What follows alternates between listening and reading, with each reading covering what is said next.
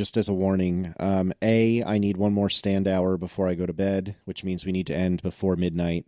Well, you can stand while we podcast. You got to get yourself a standing podcast desk. Have you gotten the 9 o'clock hour yet? No. Stand up now. Just run. Stand up. That's true. That's a fair point. Oh God. How long? You need like 1 or 2 minutes of activity of standing? 1 minute. But I gotta wiggle around and make the watch think that I'm standing. You should run in place. You can get, if you're under your calorie count for the day, you run That's in place. true. A little bit. How am I doing? Let's look. Are you finishing all 3 rings on some kind of streak, or are you just doing stand? Are you still a blue ring stud? Stand is the only thing I really care about. I did have a really good streak going for a long time, but I'm ever so lightly sick, so I've been skipping my morning runs, and so basically I'm just a sloth. I'm realizing my true form as a sloth. It's a blue ring sloth. A blue ring sloth. That's right. That's exactly it. How'd you get the exercise minutes and not get the orange ring? Because I'm out of shape, even despite all the running I've been doing. So getting exercise minutes is easier than you think. Wait. Okay, we're good. Okay, we can start. You got it? You got a badge or anything? Everything is all right now. Are you in the right time zone? Who knows? Am I in the right country? Is this what people tune in for? What in your preferred date format? Why don't you put the year first so then it lexicographically sorts properly? This is a good question, which probably won't make the show, but if I were editing, would make the show. And this is why I don't edit, by the way. But anyway, the reason you don't do ISO, 8601, is because if you're doing something wherein you're handling just an unbelievable amount of files, let's say for the sake of argument that you had all of your pictures that you've ever taken in one folder because you're weird. So every single photograph you've ever taken is all in one folder on your, or one directory, if you will. Were they ever called directories on the Mac, John, way back when? Or is that just a DOS thing? They were not. Okay, so it's a DOS thing. Anyways. Unix calls them directories, right? Oh, that's true. Unix calls them directories, yes. Oh, fair enough. Anyway, I digress. So if you had any photo you've ever taken in one folder / directory, then absolutely, 8601, that bad boy. But in my day-to-day use of a computer, easily 90% of the time that I'm looking at any date, I know by context that it is the current year. So why would I put year first? That just gets annoying and redundant. There are certain circumstances where year should go first, but generally speaking, the one true way to store a date is day, month, year, because a day is smaller than a month, and a month is smaller than a year. 8601 is ridiculous, and anyone who says otherwise is preposterous. It is day, month, year. So, unless you are doing machine sorting, in which case, yes, 8601 is fine. So what I'm arguing for, which I guess is 8601, I forget, is year, month, day. Correct. That's 8601. And the reason why this is better is that it is completely unambiguous because nowhere ever uses year, day, month. So if you see a 4-digit year up front, you know that the next number is going to be the month, and the one after that is going to be the day. In addition to the benefits of it being alphabetically sorted properly in lists, that's a side benefit. But the number one argument for it is that it's unambiguous, that you can use that format anywhere in the world, and people will know how to read it. And the chance of error is very, very low. So that alone should win it. But also, you're a programmer. The lexicographical sorting argument should work on you. And, yes, you know right now this is the current year. Guess what? It won't be in a month. Next month it'll be a different current year. And if you have a format that sorts correctly, no matter what year you are in or what year the stuff you're looking at is from, that seems like it would be a win. So the correct way to write a date in a file name or in an unambiguous context is year, month, day. See, I can't disagree with you because you're not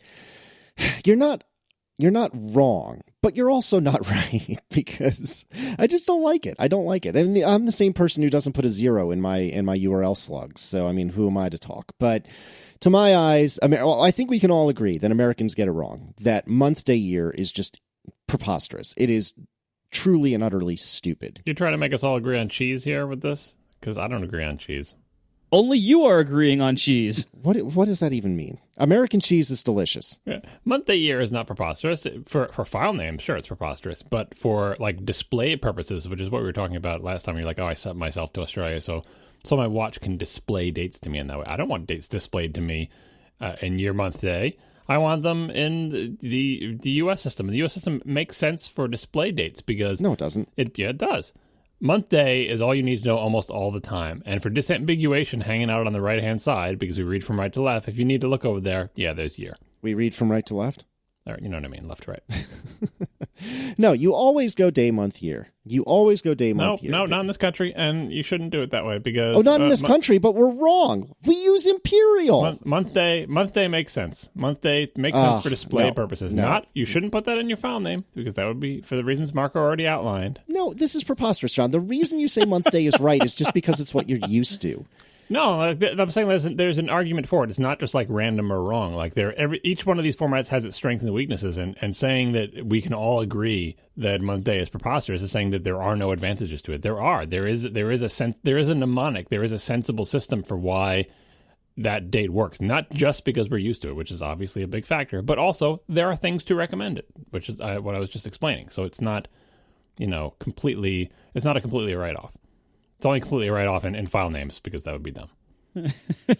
I can get behind month, day when year is not a part of it. So March 17. Okay, fine. But that's the thing. Like you have that disambiguation. Like it's month, day, and then in cases where you feel like you need some disambiguation, like during the year changeover, or if you're doing distant future, distant past dates, you can throw on the year.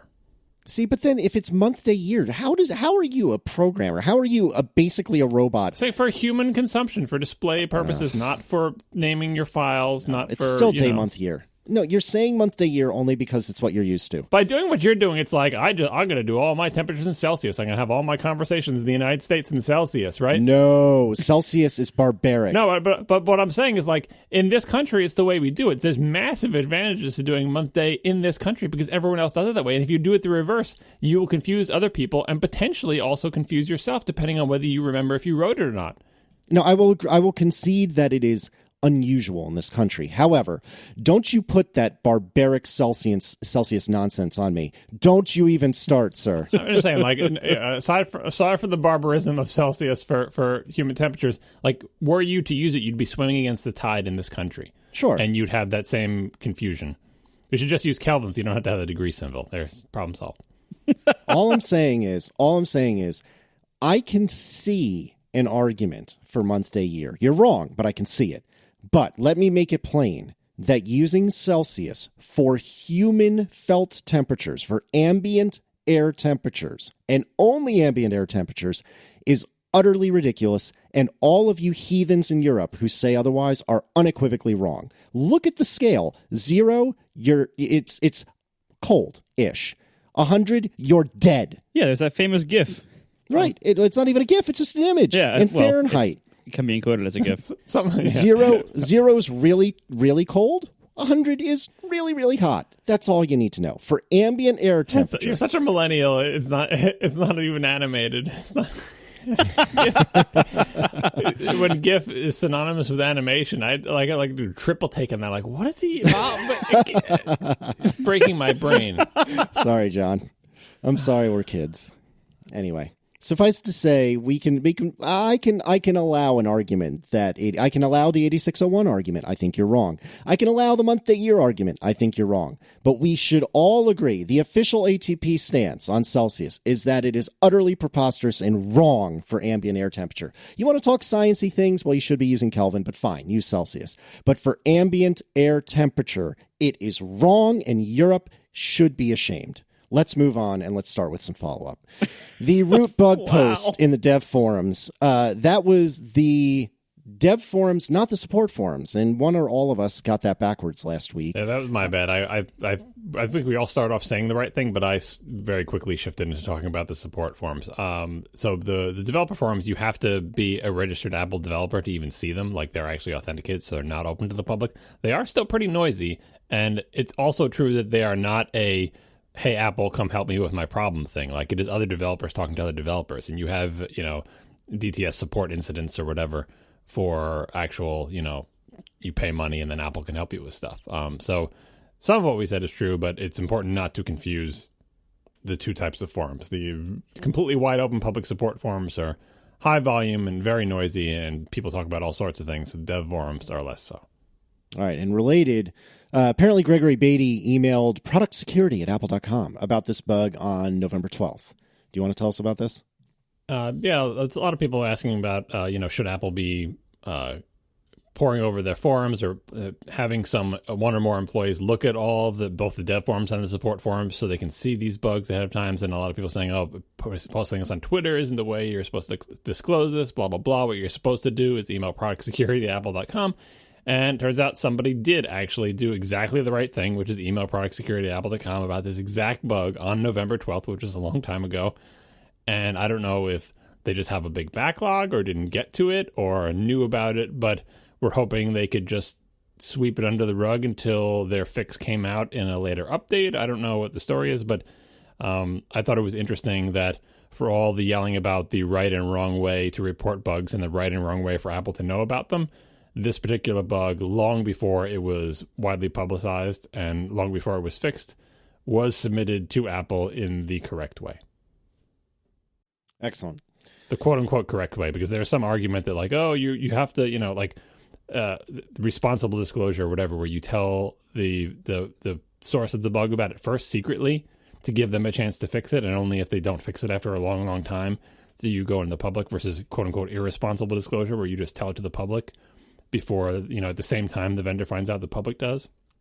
And there is some debate about what actually is the best way to do that. Because obviously, if you hear this, you're like, oh, well, of course, a responsible disclosure where you tell the vendor first, that's the way to do it because it protects the most people. You don't want the bad guys to have it, blah, blah, blah. But the problem with that approach in the past has been that the vendors are like, oh, thank you for telling us. We'll fix it when we get to it.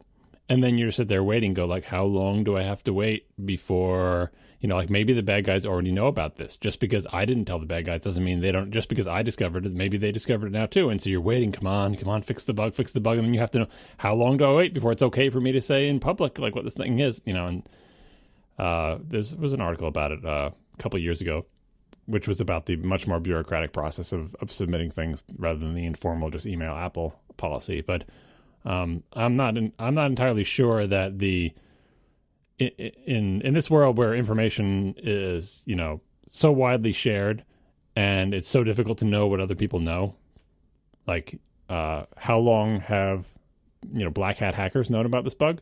We don't know, and they're not going to tell us. And the one thing we have learned from these type of incidents is that widespread publication of a bug gets it fixed really fast. And submitting it through the proper channels does not always get it fixed really fast. So I'm not quite sure what the right thing to do here is. It's not clear cut. All right, and do you want to tell us about what Sean writes about XProtect? XProtect, I think, is the either the internal or external, both names of the malware system that Apple has on macOS, where they have signatures of malware and they periodically update that behind the scenes without you knowing about it. And I think I mentioned on the show, you don't even know that it's happening. Like, they're updating that malware whenever the heck they feel like it, and you have no choice in the matter. I think you can actually disable it or whatever. But on the default system, you are getting these updates whether you like it or not, unless you go into the system preferences and turn off the little checkbox that says you get these updates. But if you're wondering when they happen, people are actually keeping track of it, and you can look at this website. We'll put a link in the show notes that tells you when the updates are and what things they protect against. And there's even a little shell script that will tell you the last time it updated on your computer that you can run. Excellent. All right, so Ian Williamson writes in and says, as someone who's previously had to join all of our company Macs to Active Directory in order to enforce corporate security policies, I wanted to confirm that yes, it causes a multitude of issues resulting in the spinning beach ball. Recently, though, we're starting to disconnect them all and replace that with an Apple tool called Enterprise Connect, which communicates with AD in a much looser fashion. So in case you're not aware, because your name is Marco or you don't really have a real job, Active Directory is the... I'm sure there's a term for it. Is it LDAP? I don't even know. But it's the system by which many corporate environments manage users. And it's a Microsoft system. And it does not typically play terribly well with Macs, which I think is slightly on Microsoft's shoulders, but is largely on Apple's shoulders. And so I know that my IT guy at my work has been complaining and moaning about Apple's implementation of Active Directory, particularly recently, because I think they might have redone it or something. It has caused him no endless amount of woes, and he is actively inquiring about this Enterprise Connect thing that apparently is only given to the coolest of clients of Apple's. So I don't know if you guys have anything to add on that. I'm sure, Marco, you do. So let's start with you. I really don't. This is an entire world that I know nothing about, and I'm very happy to continue knowing nothing about. I wish I could do that too, but alas, I cannot. This was a response to me guessing why my computer was like slow to wake, and I got beach balls all the time, and I was attributing it to Active Directory mostly because I had previously had a Mac that was not on the Active Directory network, and it was just it was like a normal Mac, it was a desktop too, so that also helps. But, you'd wake it from sleep, and it was immediately ready to go, and anyway, and I was blaming Active Directory, didn't know. I think it was Marco suggested turning off PowerNap and Hibernate, and I did that. It did not really make any change as far as I can tell, so I think my computer was not hibernating, and PowerNap was not an issue. I still, I left the lid. I closed the lid, walked to my next meeting, sit down, open the lid, and then there's a fairly long period of time, sometimes a long period of time before I can even log in, either with Touch ID or otherwise. I usually give up on Touch ID after I put my finger there for a while and nothing has happened. And then I type my password. Nothing also happens. Like I don't even see the little dots appear on the screen. But very often it has registered my typed password. And if I just wait, including the return key that I hit, and if I just wait, and eventually it will unlock. And then I'll try to do something, and then I'll get a beach ball. So I blame this all on Active Directory. And Ian was writing in to talk about this Enterprise Connect thing, which is trying to make a looser coupling between Active Directory. Here's the thing. I don't know almost anything about Active Directory other than the fact that I am subjected to it. I don't know if my company might already be using Enterprise Connect. I might be using the good version. Like, for all I know, it is worse for people who are not using Enterprise Connect. So I really have, honestly, no way of knowing whether I'm currently using Enterprise Connect or not. If I'm not, I would love for my company to use it. But somehow I don't think that's in the cards because, in general, like this time, in the grand scheme of things, complaining that your computer takes a while before you can use it when you open the lid, and it's not that long, it's like maybe 20 seconds, that is a complaint that is probably falling on deaf ears in the grand scheme of enterprise IT. I just kind of wish I didn't have to deal with it. We are sponsored this week by Fracture. Beautiful photo prints directly on glass. Visit fracture.me and save 15% off your first order with code ATP17. Fracture prints look amazing. You should get your photos printed sometimes, because if you just post them online like most of us do, after 12 hours, they're off everyone's timelines. You'll never see them again. But if you get them printed, you have an actual artifact that you can hang up in your house or prop up on your desk, or even better, give it as a gift to someone who will really enjoy it. And this could be something traditional, like giving grandparents pictures of their grandchildren or their grandpuppies, or it can be something fun that you do with your friends. Like maybe you send each other pictures that are inside jokes to you that you find funny, or just pictures of fun times you had together. Family, friends, coworkers, whoever it is, they make wonderful gifts. And Fracture knows this, so do a lot of other people. So if you want to get it done in time for the holidays, please place your orders now. Because here's the thing, every Fracture, they care a lot about quality. So every Fracture is handmade by human beings in Gainesville, Florida. Right here, right in the U.S. They are a green company operating a carbon-neutral factory. They do things very, very well. But what this means, having all this human, hand involvement here, is that at the holidays, they get backed up sometimes. And so it's pretty close to the holidays now. They're already starting to get a large volume of orders in. If you want a gift in time for the holidays from Fracture, which I strongly recommend because these prints look great. They go edge to edge. They're printed right on glass. You don't need to frame them. They fit well with any decor. They just look awesome. Modern, clean, high quality, great colors, great contrast. So you want these things. But you got to place those holiday orders now. Please don't wait. If you want them in time for the holidays, place those orders now. They are wonderful. So check them out today at fracture.me and save 15% off your first order with code ATP17. If they ask you where you came from, make sure to tell them you came from our ATP, our wonderful podcast here. So fracture.me and save 15% off your first order with code ATP17. Thank you so much to Fracture for sponsoring our show. Last week, I got just a little bit fired up with regard to the keyboard behavior on iOS. I have two pieces of follow-up about this. Number one, I had assumed it was all me and that I'm just inept. And I had a tremendous amount of people write in to say, no, it's not just you. It's become hot garbage. Now, nobody could agree on when this happened. A lot of people said the same thing I did, which was right around it was iPhone 6-ish, whatever iOS was around that time. Some people have said, no, it's actually with iOS 11, which I disagree with. But a lot of people said, no, you are not alone. I cannot type on my phone anymore. That being said, I have been mildly browbeat by Mike Hurley to try Gboard, which is Google's third-party keyboard, which is pretty good.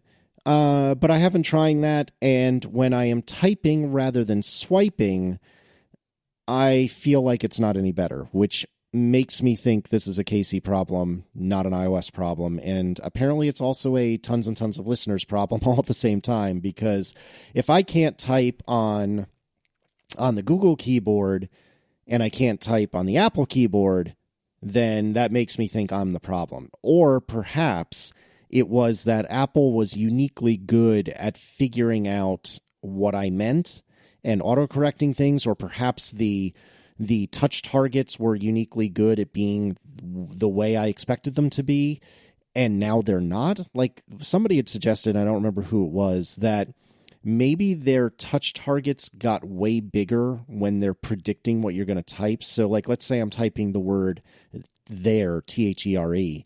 Then, so I type THE and the touch target for the letter R, because, Apple thinks, oh, I bet he's going to type an R. The touch target for R is just mammoth. And if I'm trying to type they, then maybe I'll get THER instead. Does that make any sense? It's very hard to paint this word picture, but what I'm driving at is, predictive touch target enlargement is a possible explanation, though that is completely supposition, and I have no facts to indicate that's true.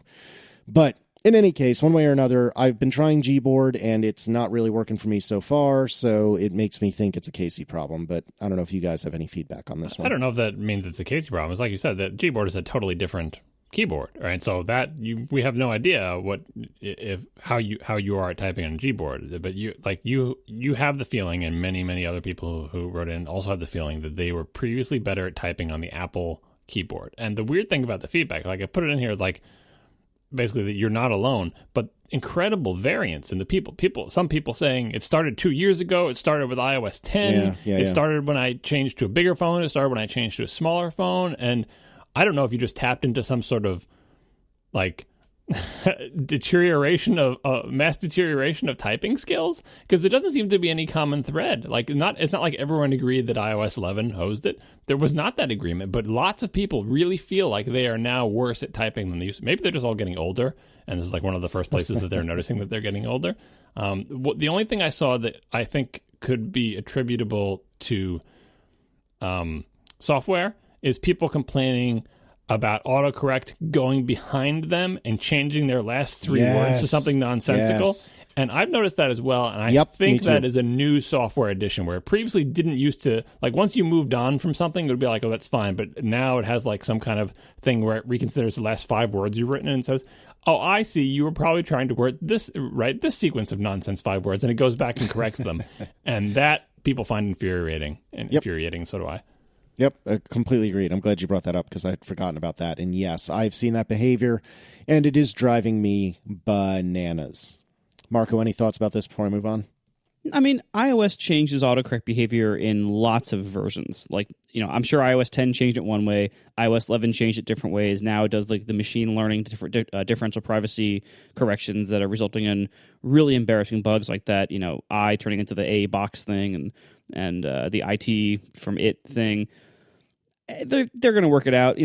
I hope they do, but there's definitely changes here, but there's been changes before and they've worked it out. The only other thing I can think of that might be a factor for you is that you're also on an iPhone 10 now, which is a different physical size than what you were using for the last few years. So that's also probably contributing to just it's different and your body has to get used to it.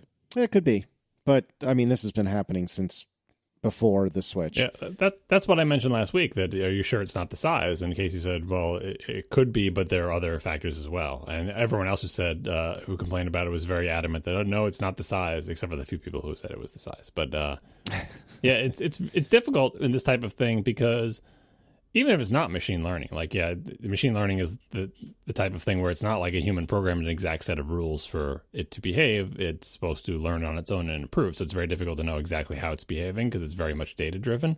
But even in the rules-based ones, if the rules are complicated enough and changed often enough, it still doesn't really help you nail down, is this a better system than the one that preceded it? Did our tweak to the set of static rules help or hurt? It's kind of, I'm not sure how you'd even measure that. It's like a typing satisfaction measurement. You just use Face ID to look at the person's face and see if they're making a face like they just smelled something gross as they're trying to type. Wow. Speaking of smelling something gross, tell me about your touch bar. Ew. Yeah, don't smell the touch bar, but do touch the glove. No, smell the glove. Smell the glove. Sniff the glove. Come on, chat room, help me. I'm old and my brain doesn't work. I have no idea what you're talking about. Yeah, I noticed I didn't even bother asking you to. Yeah, well, that was wise. You know as well. Smell the glove. Okay, thank you. I feel a little bit better. What was this about? What is the history here? I converged. Spinal Tap? Yeah. I've still never seen that. Yeah, you should watch it. It's funny.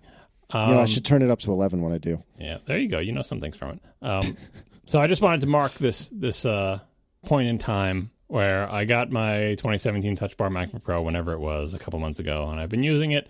And I do, despite the fact that it's mostly in clamshell on my desk when I go to meetings and travel around the office, I do use it as an actual laptop. And I really feel like I've given the Touch Bar, a fair shake, despite continuing to hate the escape button or lack thereof. But I finally did something that I've wanted to do since day one, but I've been resisting, which is change that preference in the keyboard settings that tells it to, like the default setting is allow applications to change the touch bar, so that when you're in Safari, you see like Safari's thumbnails, and when you're in Mail, you see like the Mail buttons and all that stuff, right? There's actually a setting in system preferences, in the keyboard system preference, that says don't do that.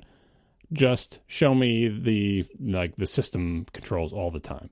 So the function keys and the media control and the sound things, basically making it like a little static graphical version of the regular keys that are on the MacBook Escape. And I resisted doing that because, like, look, if you're going to give the touch bar a fair shake, use it how it's supposed to be used. Use it in the default settings, allow the applications to do all their stuff with it. But who knows? Maybe there's some application that you use that you'll find the touch bar really useful. And that was not the case. And I was finding it distracting as the touch bar, like, changed from thing to thing as I, like, command tabbed around. And so I just changed it to be static now. So now I'm effectively using little pictures of keys that never change. And I still wish they were regular keys. So I put me down in the category of, I can't say I'm anti-touch bar because I just don't like laptops. And so if I had to buy a laptop, it having a touch bar or not would probably be the least of my concerns. But I didn't find a place for the touch bar in my life. I just don't find myself looking at that part of the machine when I'm using it at all. And maybe it's just because I have old habits or whatever, but it didn't work out for me. You were talking with some people in one of the Slacks that we're in together, and you were talking about it wasn't window shade, but I can't think of what it was, so let's just call it window shade. And you were talking about, how you still have window shade enabled. Again, it wasn't literally window shade, but you have window shade enabled even to this day because you can't live without it. Using this example, people are going to think I run window shade. Let's be clear, I do not. Well, yeah, I know, but I can't remember what the hell it was. You talking about the classic Mac window layering? That's got to be it, right? Maybe. I don't know. It doesn't really matter. The point I'm driving at, I think it's classic Mac window layering, if I remember the conversation correctly, which people don't know what that is. But anyway, I'm pretty sure that's what it was. So do you want to briefly describe what that is then? That's just when you click a window in classic Mac OS, any window on the screen, if the window belongs to a different application than the frontmost one, like the window belongs to an application that's not currently the active one, it doesn't just bring that window to the front. It brings that window and all the other windows owned by that application to the front. And that's how I used the Mac for 16 years before Mac OS 10 came along that way. And that's how I like to use it. And so during the entire life of Mac OS 10 and on into Mac OS, there have been various utilities that would change the window server behavior to act that way. But in the Mac OS X timeline, not only do you get that feature, but you also, most of the utilities I've used have allowed you to get back the other behavior. Because if you show up behaviors, I'm like, oh, what if I just want one window to come to the front? That behavior it's not what I want at all, right? It's just a matter of what you prefer, because with the tools that I use, you're just changing what the default is. So for me, shift click brings a single window to the front, and just regular click brings all the windows that belong to that application to the front. And some people may like it the reverse, where regular click just brings that one window, and then some modifier click brings all the windows. Or maybe you never want all the windows to come, but how I work, based on my habits, I want the default to be all windows come to the front, so I still do that. I didn't even know, shift click doesn't do it by default. It doesn't seem. But anyway. No, this is the utility. Okay. I think I'm using drag thing to do it right now, but there's various utilities to do it. Yeah, I think native, the regular Mac out of the box, doesn't have a way for you to bring all the windows to the front other than clicking like the dock icon or whatever. Like, there's no modifier click on a window to do it, I think. Mm-hmm. In any case, the reason I'm bringing all this up is because it struck me hearing you talk about this, that you and many other like old school Mac people created these habits over the course of years that, either because you're petulantly stubborn or just used to it, and probably both, to be honest, you just can't break yourself of them. And I am glad that the list of things that I have that are like that, I feel like, is pretty small. Now, to be fair. Oh, young child. Yeah. You think it's a little small because your world hasn't yet changed that much. Just wait until everyone's in VR and you're going to be like, I insist on using my fingers because I used my fingers for a really long time. And you know what? And to that end, actually, the obvious answer to this is no, Casey, you still prefer Mac. So you're old and you're relying on old technology. So your point is fair. But it's striking to me how you don't really like new things, John. That's not what it is at all. Like, I think you're taking the wrong lesson for this. The lesson for this is like, what is the advantage for me changing my habits? There has to be an advantage. There has to be a reason for me to train myself out of doing something. Now, one reason could be that there is literally no way to do it the old way. So guess what? Like, that's the stick version. You have no choice. There is no more of that thing, so forget about it and whatever. But if there is a way to do it, it's a trade-off. It's like, what is the cost of like enabling this way? Is it some hack that destroys your system stability? Is it something that you have to maintain and carefully like upgrade and compile from open source software? Or is it like jailbreaking, where every time a new OS comes out, you have to get a new jailbreak or whatever? Like, that would be the cost. And the benefit is you just get to continue to use your old habits. And it's not just habits in the case of window layering. The way I use Windows, like my entire system of, dealing with Windows, like, this is an important part of it. The fact that I can grab a corner of a window that belongs to an application and bring all the windows of that application to the front. Like, I don't have an alternate way to manage Windows in that way. Like, if I want to bring all the windows to the front, I've got to go down to the dock icon, but that breaks my whole system of arranging windows, spatially, to have to use them as sort of grab handles and to have locality of cursor and not to constantly have to go down to the bottom of the screen or to the right or to the left or whatever. So there are benefits to that system, and for this particular feature, the drawbacks in terms of system stability or maintenance of a weird program or anything just haven't been there. Unlike, for example, Window Shade, which I ran for a little while, but eventually it was clear that Apple was never going to add it, and you really had to add some really nasty hacks to your system to use it. So I abandoned Window Shade. But this I didn't abandon because it is a very minor change, very cleanly implemented by multiple products that don't require any hacks to my system whatsoever. And so I keep doing it. So the lesson is not never learn new things or don't pick up new habits or whatever. The lesson is, don't blindly abandon the old for no benefit if they're, if it continues to work for you. Yeah, but the benefit is not having to do any sort of tweaking, right? Like something that Dan Benjamin said years and years ago, which I don't 100% agree with, but I understand his point, was that like, one should embrace the operating system defaults because it's that much less tweaking and finagling and messing about you need to do when you get a new machine, because you can just accept the defaults and move on. And to be fair, like I have a not insignificant list of software that I consider completely required for me to use a computer. For example, Alfred, for example, 1Password, for example, Dropbox. But in terms of like tweaking the system, I don't feel like I'm that particularly needy. I say that because I'm probably more needy than I realized. But I don't think I'm that bad. Whereas it seems like, John, and maybe this is just your advanced stage, maybe it's your advanced experience with the platform, but it seems like you're more needy in this department than I am. I think I'm using less stuff than you, as evidenced by my nice clean menu bar. But Dan's argument, like, we've had this discussion before. Dan's argument only makes sense if you are forced to live in a hoteling environment where you have to just sit down in front of a fresh computer every day and start your work. Like, we have Migration Assistant, we have upgrade installs of operating systems. Like, this is not an issue at all. Like, I don't spend time setting up my new Macs. Like, for the people who do that, maybe it's a fun thing they like to do. I just want to have a fresh system and reset it up. I never reset up a machine from scratch. I just do an upgrade install. I use Migration Assistant. All my stuff is already there. And it's not that much stuff. And Drag Thing I'm running anyway because I like to have a thing on the screen that I can click on that just has applications in it. It doesn't have minimized windows or folders in it. So I use that as a separate application, separate from its functionality for the window layering. But it just happens to also do window layering, so I'm getting a 2-for-1 out of that particular application. But no, there's not that much stuff. I have my favorite applications. I think I run 0 system hacks of any kind anymore. Like literally 0. Like, nothing is a kernel extension or a symbol plugin or anything like that.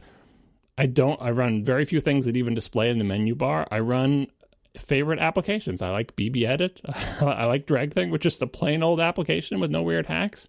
I run Slack like we all do, whether we like it or not. I was going to say, do any of us really run Slack, or does Slack run us? Like, it's a fairly clean setup, and as we all know, it's not like I get new Macs so often that I'm constantly setting them up. And even if I was, Migration System handles everything for me. Like, honestly, I don't see any particular advantage in being able to sit down in front of anybody's random computer and be able to use it comfortably, because first of all, it's not true for almost anybody. Like, if you sit down there and hit Command Space and Spotlight comes up, what are you going to do? Like, where's your Alfred now, right? Like, it's not. We all, like, I don't. There's the whole point is it accepts software. You can install things on it that make it nicer to use. That's why we like Macs. And so I attach no benefit to being able to use a stock Mac comfortably. So, do you have your scroll direction as natural or the bogus old way? I have the old way. And again, it's a setting that I set once back when they changed that setting like 7 years ago. And I've never touched the setting again because it just migrates from computer to computer. Like, it's, you know what I mean? How long did you try natural scrolling, John? Not at all. Like, what's the benefit? Apple added the option for that. Why would I try it? Like, it's not. Apple added the option, so I didn't feel like I had to run any hacks. If Apple takes away the option, guess what? I'm going to switch scroll directions, because what the hell choice do I have, right? But they haven't taken it away. It's still there, and I clicked that checkbox once many, many years ago, and I never think about it again. So, Marco, are you natural scrolling or no? Didn't we talk about this recently? I thought we did, but I couldn't remember the answer. We did, but Casey tends to forget. Yeah, I'm also old scrolling because for the same reason that basically, like, I tried natural scrolling when that option came out for like a half a day, and then I was like, nope. Because God, you're both so old. For the same reason. No, because for the same reason. I was already used to it, and there was no pressure to actually change. So it's like, why should I go through the hassle of relearning this when I don't actually have to? And maybe down the road I will have to, but when that happens, I'll learn it. Until then, I don't want to. And do you spend time clicking that checkbox a lot? No, you check it once, and that's it. Even at the frequency I buy new Macs, it isn't a big problem. We are sponsored this week by AfterShokz bone conduction headphones. Go to atp.aftershokz.com to learn more. AfterShokz headphones work by bone conduction. This means small transducers rest in front of your ears, not inside or around them like most headphones, and they send tiny vibrations through your cheekbones directly to your inner ear, totally bypassing your ears themselves. So unlike every other kind of headphone, bone conduction leaves your ears completely open with nothing plugging them up or going around them. So this is great, first of all, for comfort. For me, at least, I can't wear things that go in my ear. They just hurt. AfterShokz don't have that problem. They're also great for exercise and hot weather because they don't have some kind of giant ear cup making your ear all sweaty, because there's nothing actually resting on your ear. It's a little tiny thing that touches right in front of your ear. And they're also IP55 certified for water resistance in case you get really sweaty or it starts raining. And the biggest difference with AfterShokz, and this to me is what defines them, this is what defines whether they're right for you, and this will either sound great or awful to you, is that nothing is blocking your ears at all, so you hear all of the sound from the world around you in addition to what you're listening to. So This is actually not so great in like a very loud place like a subway station, but it's awesome if you're doing something like taking a walk outside or walking through a city where you need to be able to hear what's around you for practicality or safety reasons. They're also great while jogging or while cycling because you really don't want to be listening to anything that's going to block out sound when you're doing something where the environment around you matters. Also, just around the house or around the office, you can do things like listen to a podcast or take a phone call while also hearing if, say, your kid upstairs wakes up from their nap or there's a knock on the door and it's the UPS person or something. So they're great for all sorts of situations where you want to hear the world around you in addition to what you're listening to. The flagship model in the AfterShokz lineup is the Trex Titanium and the new Trex Air. These are both great options. I've had both now. I've had a few months with each one, and you really can't go wrong with either one, to be honest. The Trex Titanium is a little more pocketable. The Trex Air is a little bit lighter and a little more comfortable. So it's really up to you what your priorities are. They're both fantastic. You can't go wrong. Both of them have great battery life. They have a 2-year warranty. And honestly, either one, you're pretty well off. So check it out today at atp.aftershokz.com. Once again, atp.aftershokz.com. And you can also use code ATP if you want to at checkout. Thank you very much to AfterShokz for sponsoring our show. All right, we should move on from these turf wars that I'm starting. And why doesn't somebody tell me about this link about Jony Ive and him hearing our MacBook criticism? Yeah, there's been many Jony Ive articles recently. Most of them I've just Instapapered and haven't read, but this one had a quote that I wanted to pull. It was someone asking Jony Ive about current Apple stuff, and he was actually giving answers. And so here is a quote from this article, which we will link. This is Jony Ive saying, "Absolutely, all of your feelings and feedback around the MacBook you use, we couldn't want to listen more. And we hear, boy, do we hear." So this is not much of a statement, but it's merely confirmation that if you think Jony Ive created the current line of MacBook and MacBook Pros and thinks they're perfect and has no idea that people have complaints about them, that is not the case. He pretty emphatically stated, basically, yes, I have heard complaints about this computer. And two things. One, we want to hear your feedback about it. It's not like we're saying we made a perfect thing and screw you if you don't like it. And two, they're definitely hearing it. So I think that was refreshing because there's so little communication inside Apple that you could have a bunch of podcasts where a bunch of people ramble on about how it seems like Apple's not listening to us or might live in a bubble and don't hear the things that we're saying. And that is not the case. Maybe. The Mac Pro Roundtable this past spring was one of the most straightforward, honest, and almost apologetic statements to the public Apple has ever really given. That was like the only time they've ever kind of done a mea culpa on like, yeah, this product we kind of messed up and we're going to fix it. I don't think we're going to get one of those for the problems of the current generation of MacBook Pro. But this is about as close as you can get. I think this statement to me says, like, this was not some like off the cuff accidental thing that he let slip out. Like I'm sure he thought about that before he said it and knew what he was saying. And I think this is as close as they're going to come to. There's been a lot of negative feedback about this generation of laptops, and we hear you. Yeah, and we don't know what they're going to do about it. It could be that what they do is still doesn't satisfy some people, doesn't satisfy others. But you can't say at this point that they have their heads in the sand, which is a thing that you could have said because they're so bad about giving any sort of transparency to their thinking.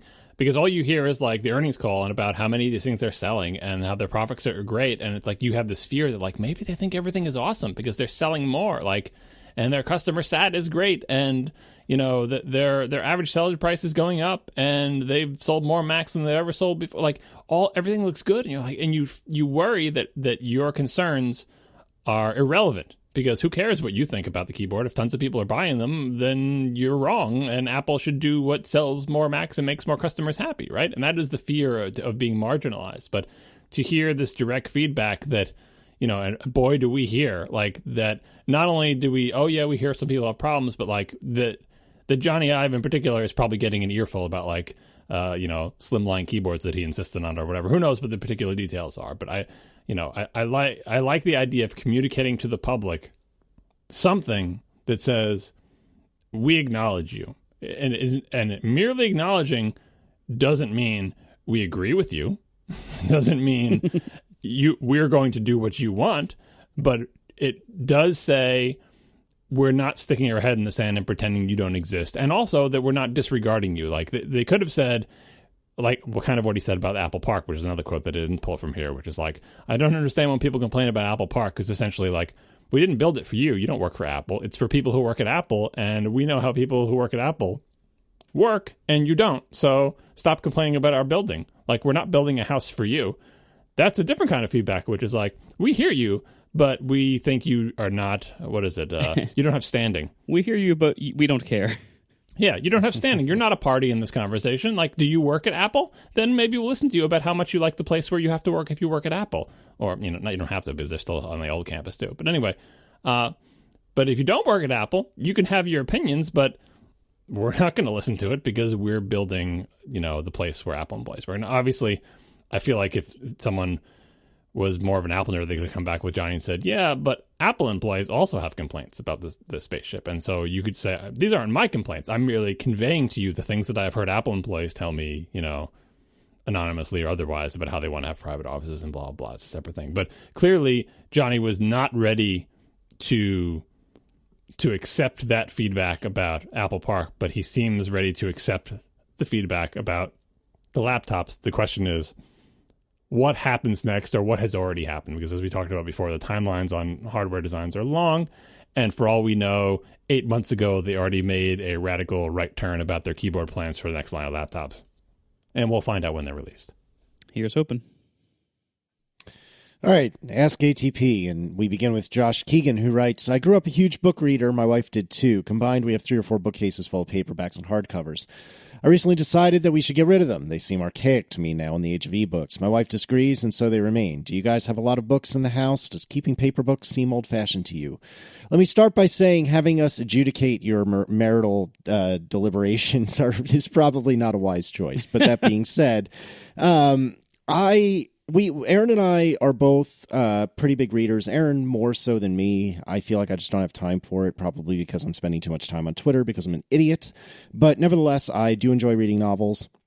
I do quite like reading a physical book. If I can, I prefer a physical book over anything else. Unless I'm traveling. But anyways, I don't see a problem with books. If you don't need the space for anything else, I don't know why you would get rid of them. But I am not one that is deeply bothered by I'm going to say clutter, although it doesn't sound like it's clutter since they're all contained in a book. Yes, stuff. Thank you. So I say my vote is keep them unless you have a reason for that space. But that's just me. Marco, what do you think? We have some books. They're in a bookshelf in the living room. It's a nice big built-in thing, and it would look weird if it was empty. And so we keep a whole lot of books there. We don't actually really add or remove or use the books there very often. And so most of the books just sit there and look pretty, but that is a useful function. They look pretty on these giant shelves that are built into our house, and if they were gone, it would be weird. So, like what you just said, Casey, like I don't see any problem with having them there. They're not causing any harm. They don't have any needs, really. And there's nothing else that we would put on those shelves at the moment. So if that ever changes, if we really need the space, or if for some reason we want to tear those shelves out of the walls, then sure, I will push to get rid of them then. But if they're not causing problems for you, I don't see why you'd get rid of them. I like books. I've collected books since I was very young, not just for the words on the pages, but to the point where I would buy multiple copies of a book I liked because I like the books as objects, special editions of books, leather-bound versions of books, books with fancy illustrations or shiny covers or really thick paper stock. I like books as objects, in addition to liking the words in them. When I went to work for what was at the time the largest ebook seller in the world, back in the early days before Amazon even got into the game, I got converted to ebooks pretty much wholesale.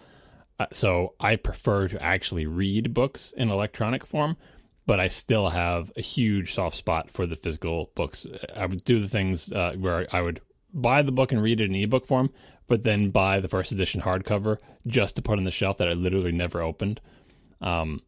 So I'm obviously very pro book. My problem is if you are like this and you really like books as physical objects and you're not fantastically wealthy, eventually you will run out of room to put books. Our house is essentially overflowing with books, with most bookshelves double and triple stacked with books in the attic. And so now I've mostly put a moratorium on buying more paper books because I don't want to displace any books that I have. So right now I mostly only buy very large, beautiful coffee table books filled with illustrations, or like those really gigantic, awesome making of Star Wars books that have lots of words and illustrations in them that would be difficult to do in electronic form unless someone gives me my 27-inch iPad Pro. So I am all for physical books, but like so many physical objects, if you continue down that path, you will probably eventually run out of room for books. Craig writes, why does Apple refuse to make desktop backlit keyboards? Gaming keyboards go crazy with neon lights. Do you think Apple would ever make a desktop keyboard with just enough light to see your keys? I have a hard time answering this question because I can touch type, and I have been able to for a very long time. So having lights on my keyboard does not really help me. I presume that they don't really have any interest in this because it would, cause the battery on your Magic Keyboard to drain even faster. And yes, I know it's easily rechargeable. You don't have to harpoon a turtle to do it, but nevertheless, it's nice not having to plug my keyboard in but once every month or two. And so I don't think they will personally, but I don't know. That's my 2 cents. Mark, we went to you first last time. So John, what do you think? Even if you touch type, the reason they have the light up keyboards and laptop is they think people will be using them in dark places. And yeah, you can touch type, but can you touch type the media keys? Can you touch type the function keys? Most people can't. Like, it's just too far of a reach, and they're just too weird. And you occasionally have to glance and see, where is, F7, or where is the pause key, or, or whatever. I mean, hell, with these new keyboards, you can't even touch type the arrow keys. Yeah, well, you can eventually if you feel for the little divider and the two halvesy keys for top and bottom before you go to the left or right. But anyway, it's annoying. So I think there is a place for backlighting on keyboards, even for touch typists. But for desktop keyboards, if you're using a desktop keyboard in a dark place, that's kind of your choice, probably. Like, it's not like a laptop where you may find yourself on a plane where everybody's sleeping, or, in an environment where the lighting is not ideal.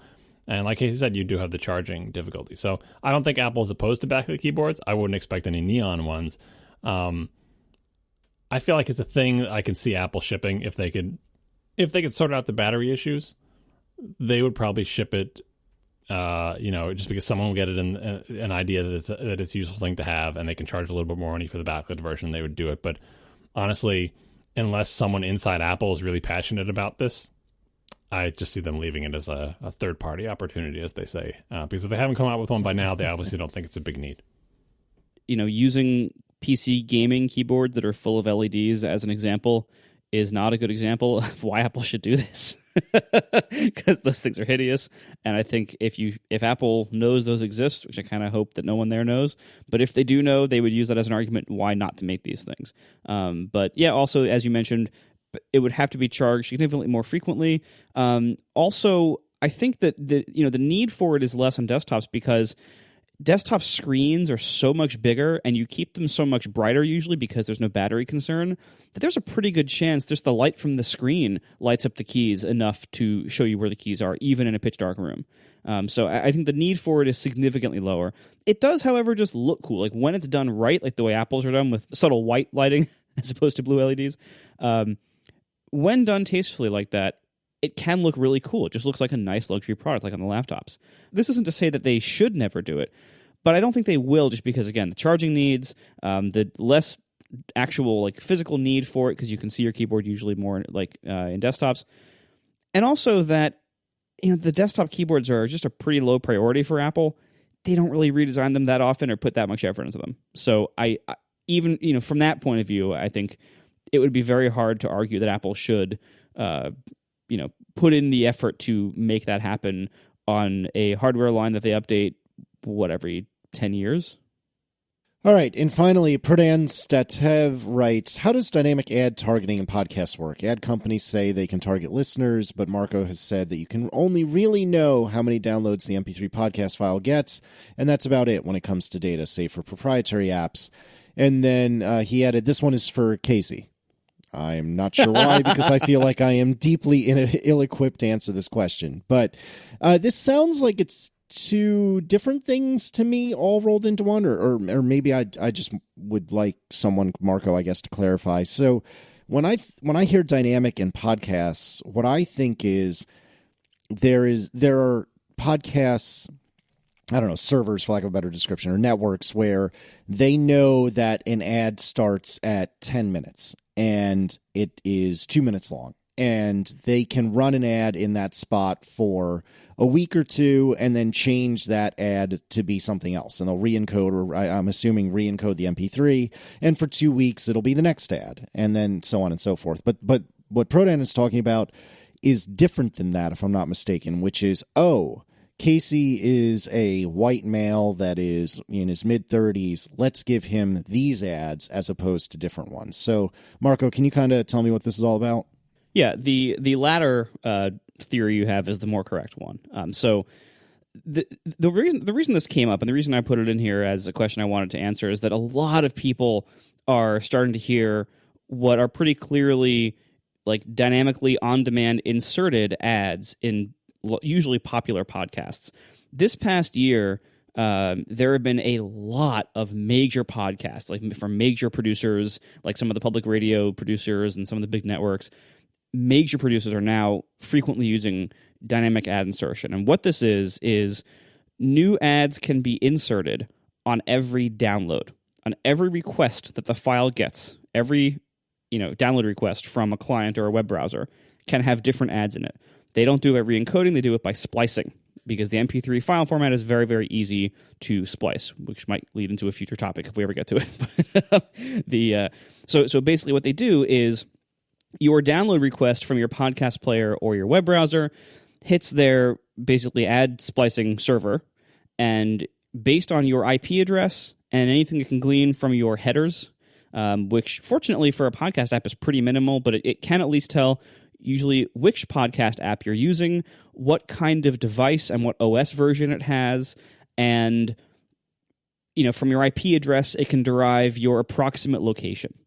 Now, if it's a big ad network and if it's integrated with web ads, then they can also derive other things that a web browser can pick up, and they can correlate that data based on your IP address and maybe some idea of what your phone model is. They can then correlate that with other data they have from other sources, like maybe Facebook or Twitter or other big ad networks, and they can figure out more about you. But all the podcast app is providing is whatever they would get if you fetched, say, an image off their servers, which is your IP address and a user agent header. That's it. But that is enough that a lot of people report hearing like an ad for a local car dealership in the middle of a podcast from a national provider. And that creeps people out, and they wonder what's going on. A lot of times they blame Overcast, or they ask me, like, hey, what's this? How did this work? But yeah, this is just these big publishers are now very, very frequently using these dynamic ad insertion platforms. And the way it works is pretty simple. As I say, they derive whatever they can from your IP address and the user agent header, and then they throw in an ad. And MP3 is a very forgiving and simple format. It's very, very easy to take chunks out of and splice in. So in their CMSs, when they produce the shows, they just say, you can put an ad at these 2 timestamps in the show.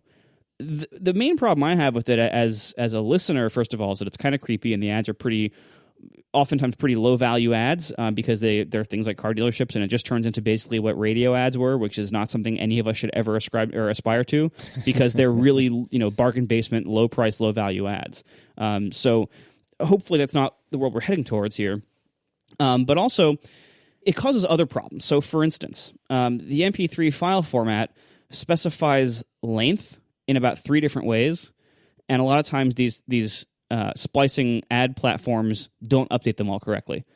So it causes weird problems in players like mine, where sometimes certain files will say end 2 minutes early, because that's the amount of ad they injected and they forgot to update the duration, or their platform didn't do it right, or something like that. Or seeking will be slightly broken, or something like that. The other major problem is, even if you get past the technical hurdles there, because the ads they insert are not consistent lengths, it starts to erode the value of timestamp links. So you can't, for instance, say, oh, you got to hear this NPR podcast at 17 minutes. Because the 17 minutes when you download the file might be a different part of the file than what the person who's telling you that had in their copy of the file. Because if you had 10 minutes of ads in yours and they had 7 minutes of ads in theirs, you're going to be 3 minutes off. So it erodes the value of sharing timestamps and of referring to timestamps, which I think is very damaging to the spread of podcasts. But ultimately, I don't have any real say in this. They're going to do what they're going to do. They are doing it. And I've tried to argue with some of these producers they shouldn't be doing this, but they are anyway. So, oh well, this is the world we live in now. And that's how it works. It's pretty basic, and I wish it didn't work that way, but it does.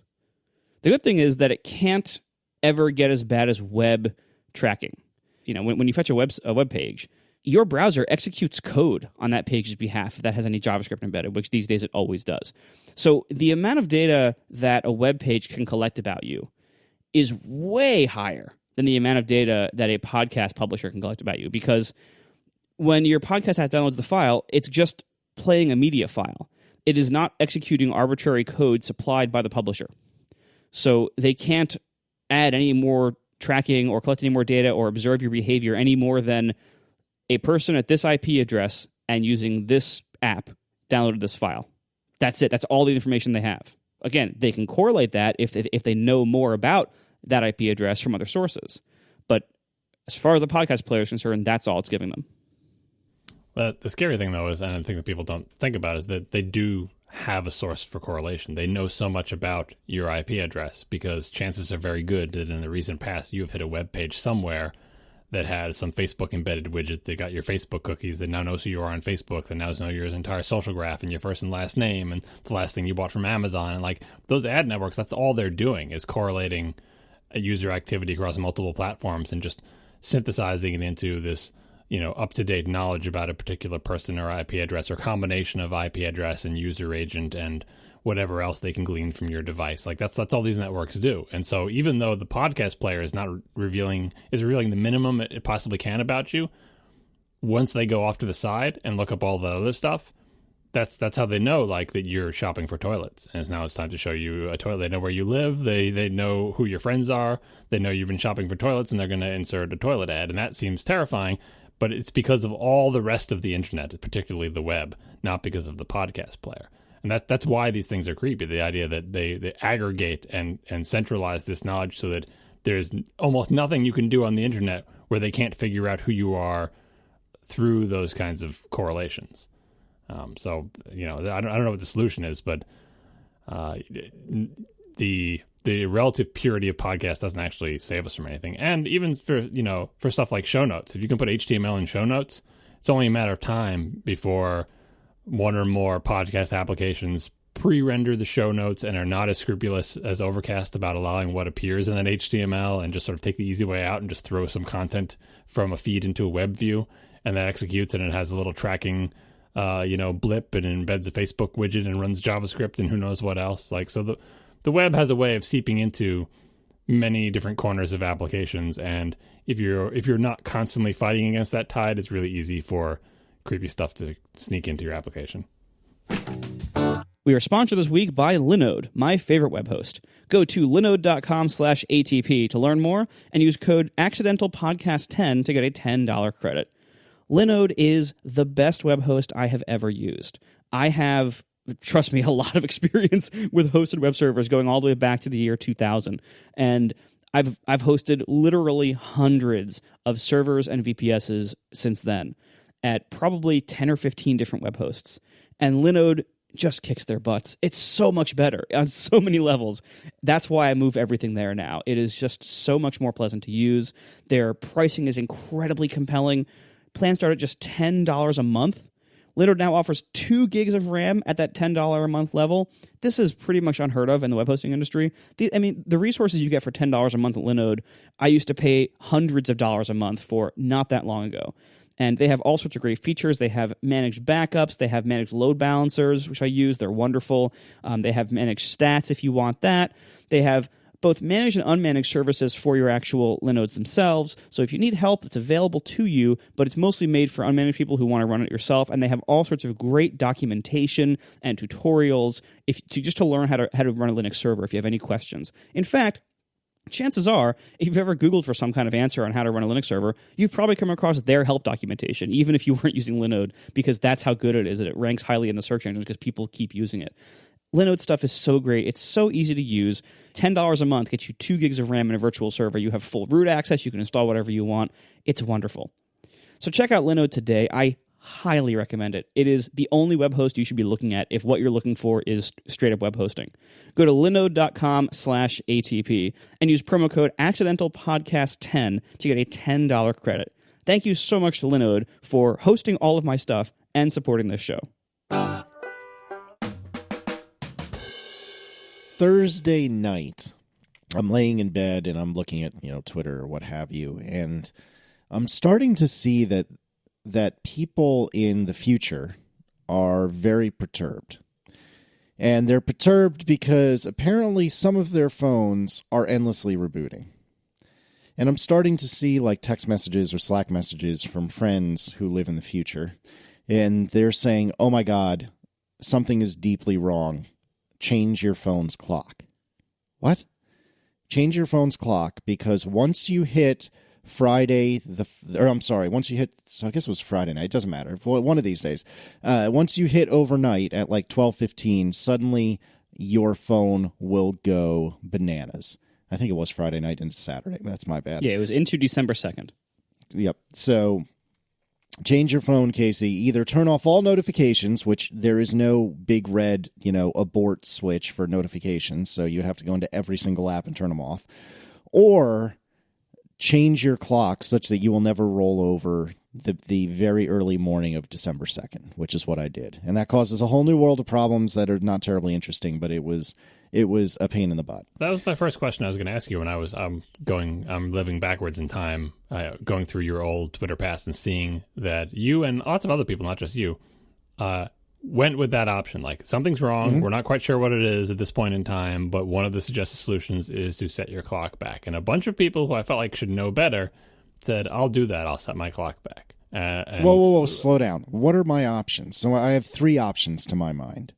I can wait and see and potentially end up with a phone that is not bricked, but is damn near useless. I can pray that I don't get zapped by this bug. Or I can set my clock back and just deal with some inconveniences. Yep, and both of those 2 options are better than setting your clock back. Like, in general, I would say, like, as a computer user rule of thumb, this didn't used to be true, but has been true for the past, I don't know, decade or so. Since SSL? Yeah, probably. But actually, maybe even before that. Don't change the date on your computer, because unbeknownst to you, tons of things on your computer, and especially on your phone, don't work if your date is not the real date. Things like iMessage, which you probably care about a lot, like texting is a very popular application on phones these days. It was very weird, SSL, but it worked. All those things. They're not saying they will instantly break, but they can break.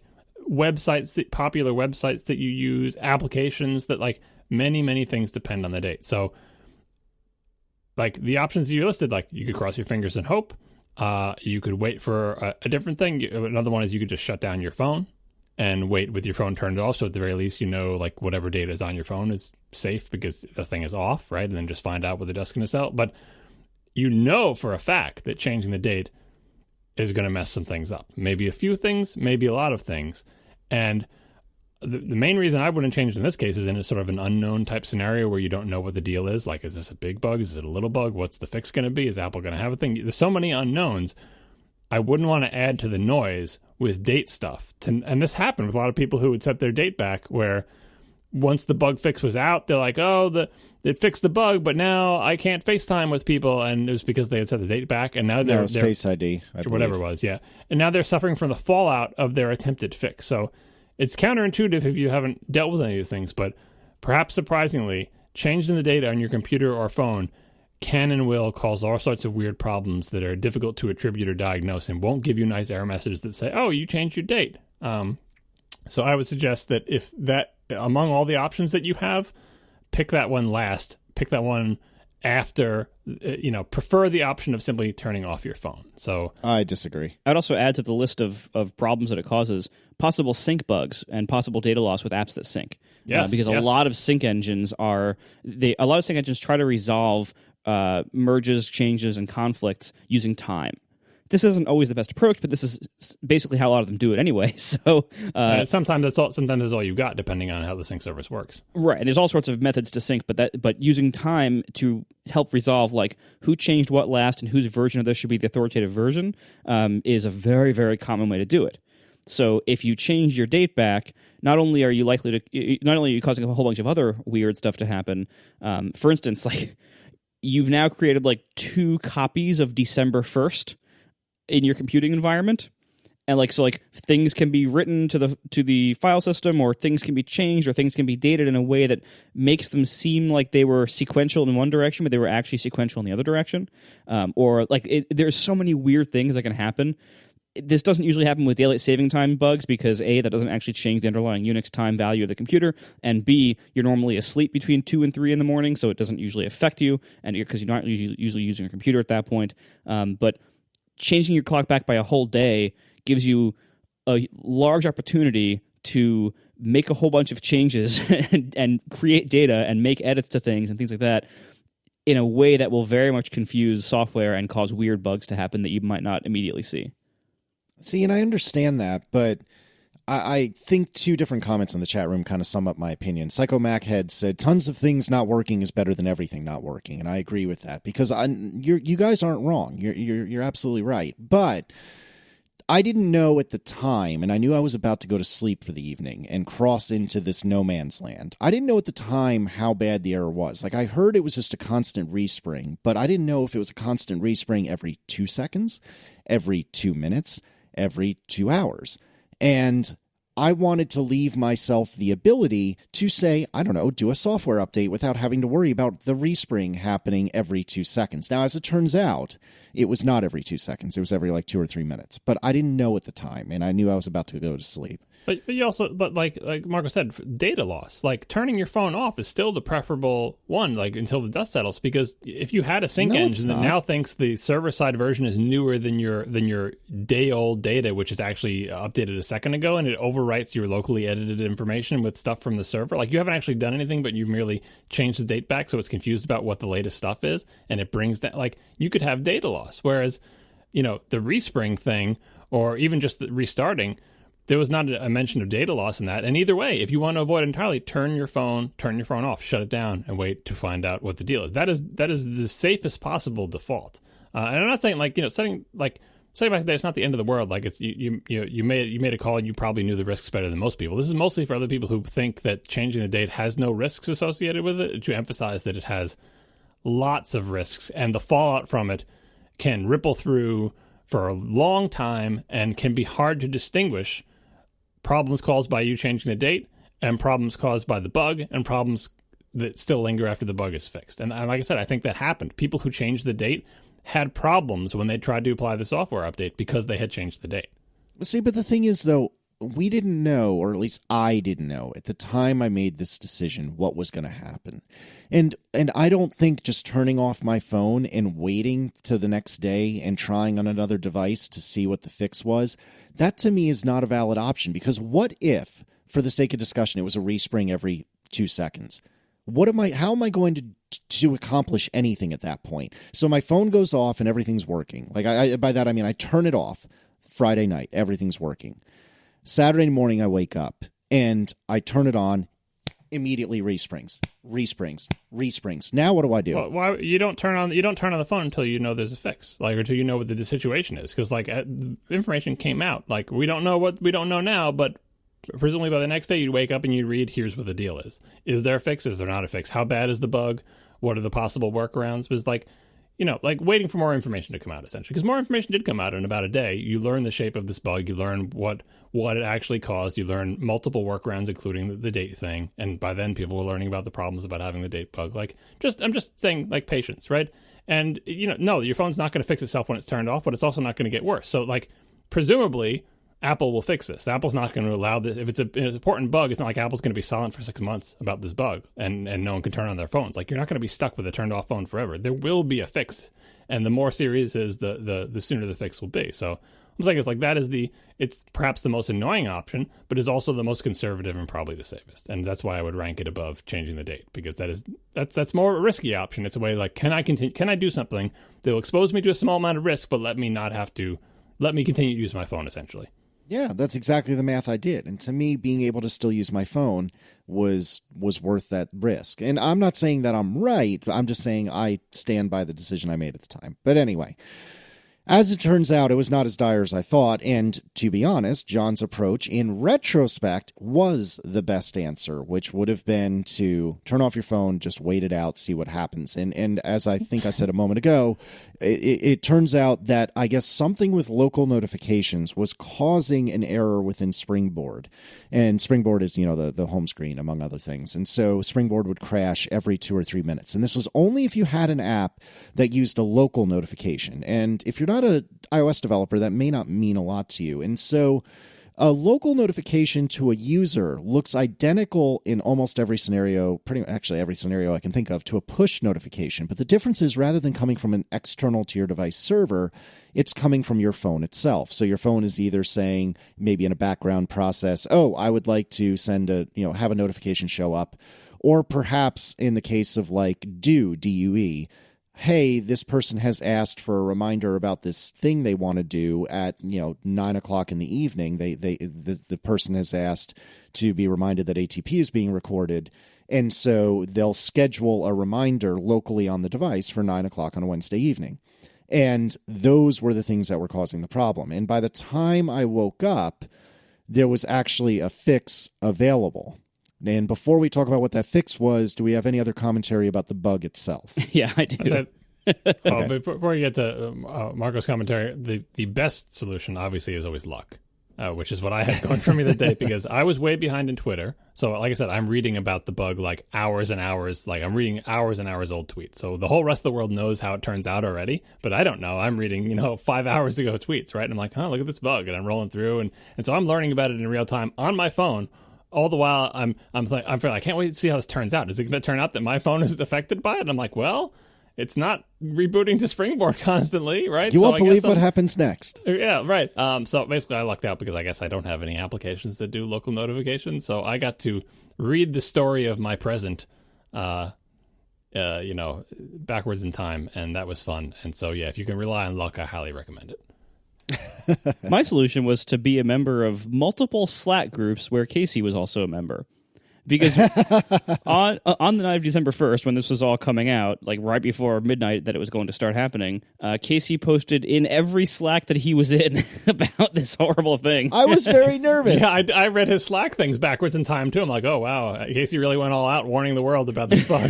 Well, because, again, at the time, I didn't have a whole lot of facts, but what I did know was that people in the future, and by that I mean in Australia and New Zealand, were having serious problems with their phones. And so these are all, especially in the Slacks, I didn't really sound the alarm too heavily on Twitter, but for my friends in Slack, I want you guys to be able to react and do something about this. Be that turn off your phone, be it set your clocks, whatever the case may be, because the initial reports, of course, because it was a game of telephone, was, oh my God, your phone is going to explode if you cross, I think it was 12:15 on Saturday morning. And so, yes, I was spamming everyone, but I stand by that as well, because I would much rather, roles reversed, I would much rather see Marco or John spam me in 2 or 3 different Slacks and say, oh God, set your clock back, and at least be, or make a decision, what I want to do, rather than have Marco or John be like, I'm sure it's fine.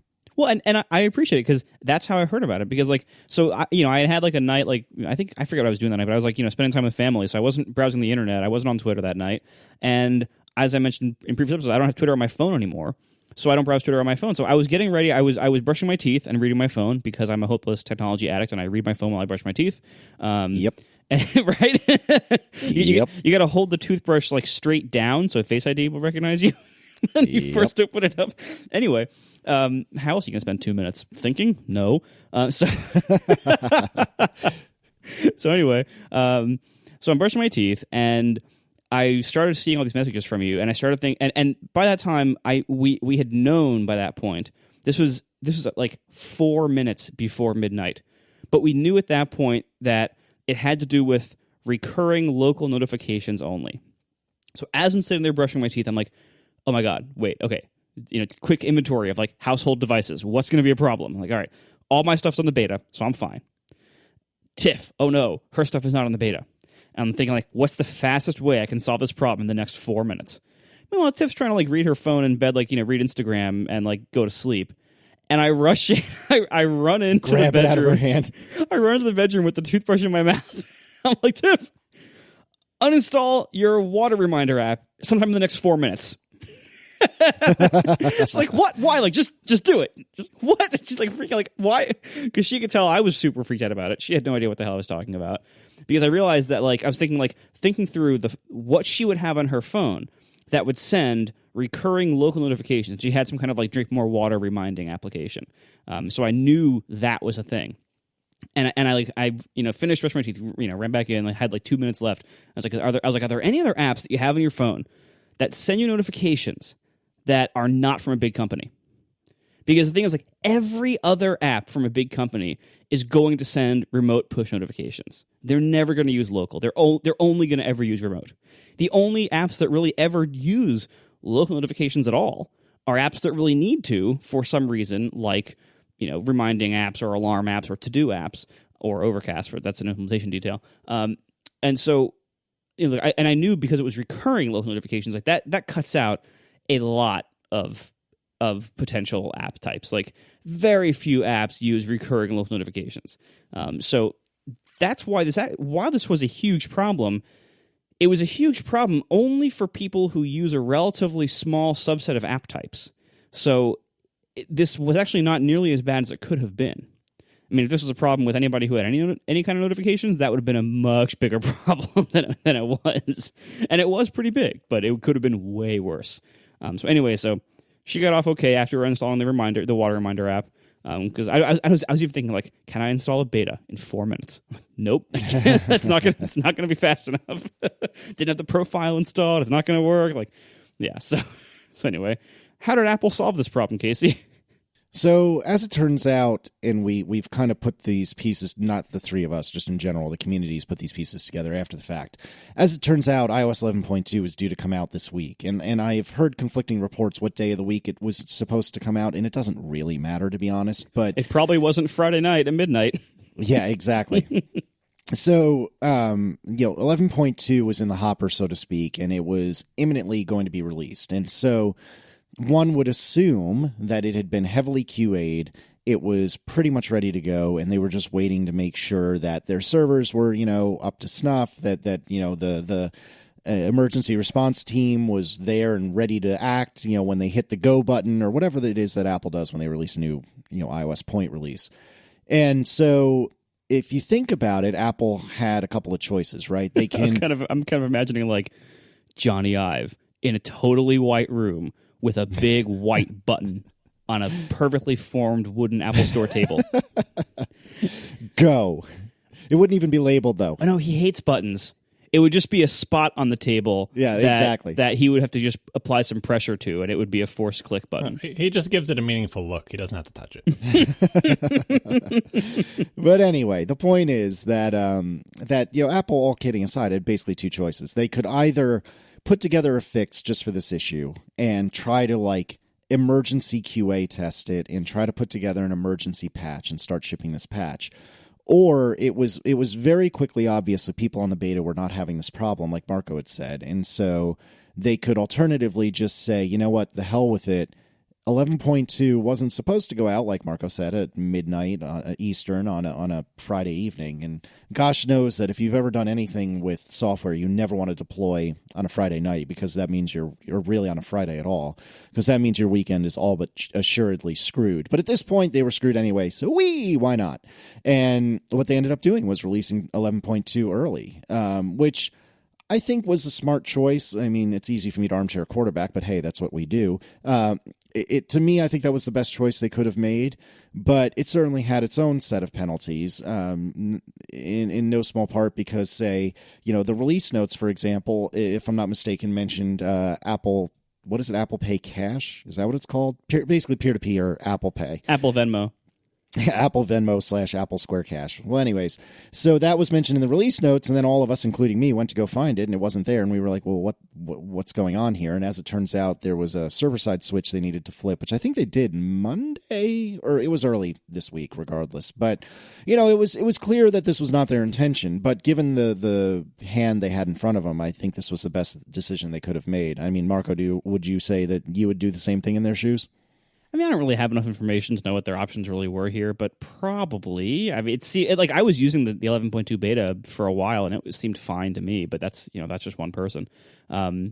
If it was truly just like a couple of days from release, then yeah, that seems like a totally fine solution.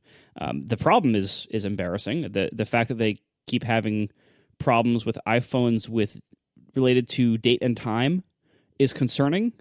For things like alarms not going off in certain days for people and weird daylight savings bugs, I am definitely concerned at the number of bugs that iOS specifically has about local date and time issues. I thought we were done with those a few years ago, and apparently we're not. And that I think could use some investigation on Apple's part, maybe some auditing and some really making sure that code is solid, because we shouldn't be having those kinds of bugs in 2017. Apple's better than that. But as for the actual fix they did to fix this horribly embarrassing bug, it seems fine. And I should also mention there was something going on with Mac OS as well, and I never really got a clear read on what it was. But have you guys heard that month 13 is out of bounds? I have heard that. Have you heard the good news about month 13? Tell me again why I should update to High Sierra. Month 13 is it in bounds or is it out of bounds? I forget. You'll never know. No, but it wasn't even the month 13 thing. There's something to do with Spotlight, I think, or something like that. I forget exactly what it was, but there was a not widespread, but medium spread. I don't even know if that's really a phrase, but a medium spread bug that was affecting, I believe, High Sierra as well. And I can't remember what the hell it was, but it was something to do with your menu bar or Spotlight or something like that. I haven't seen that one.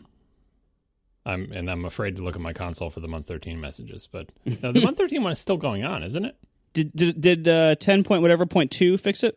I looked at the release notes for it briefly, and I thought the very first item would be month 13 is now no longer out of bounds. We've added a new month 13 to the calendar to fix this bug.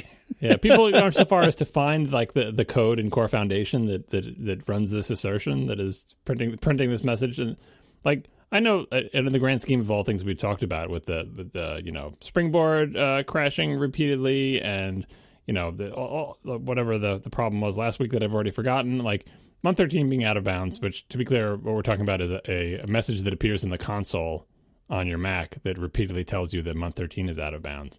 Multiple times per second, slowing down your Mac. Yeah, it depends on where it's coming from, what applications you have running. But it sounds like, whatever, your Mac still works, you just got a bunch of noise in the console, not a big deal.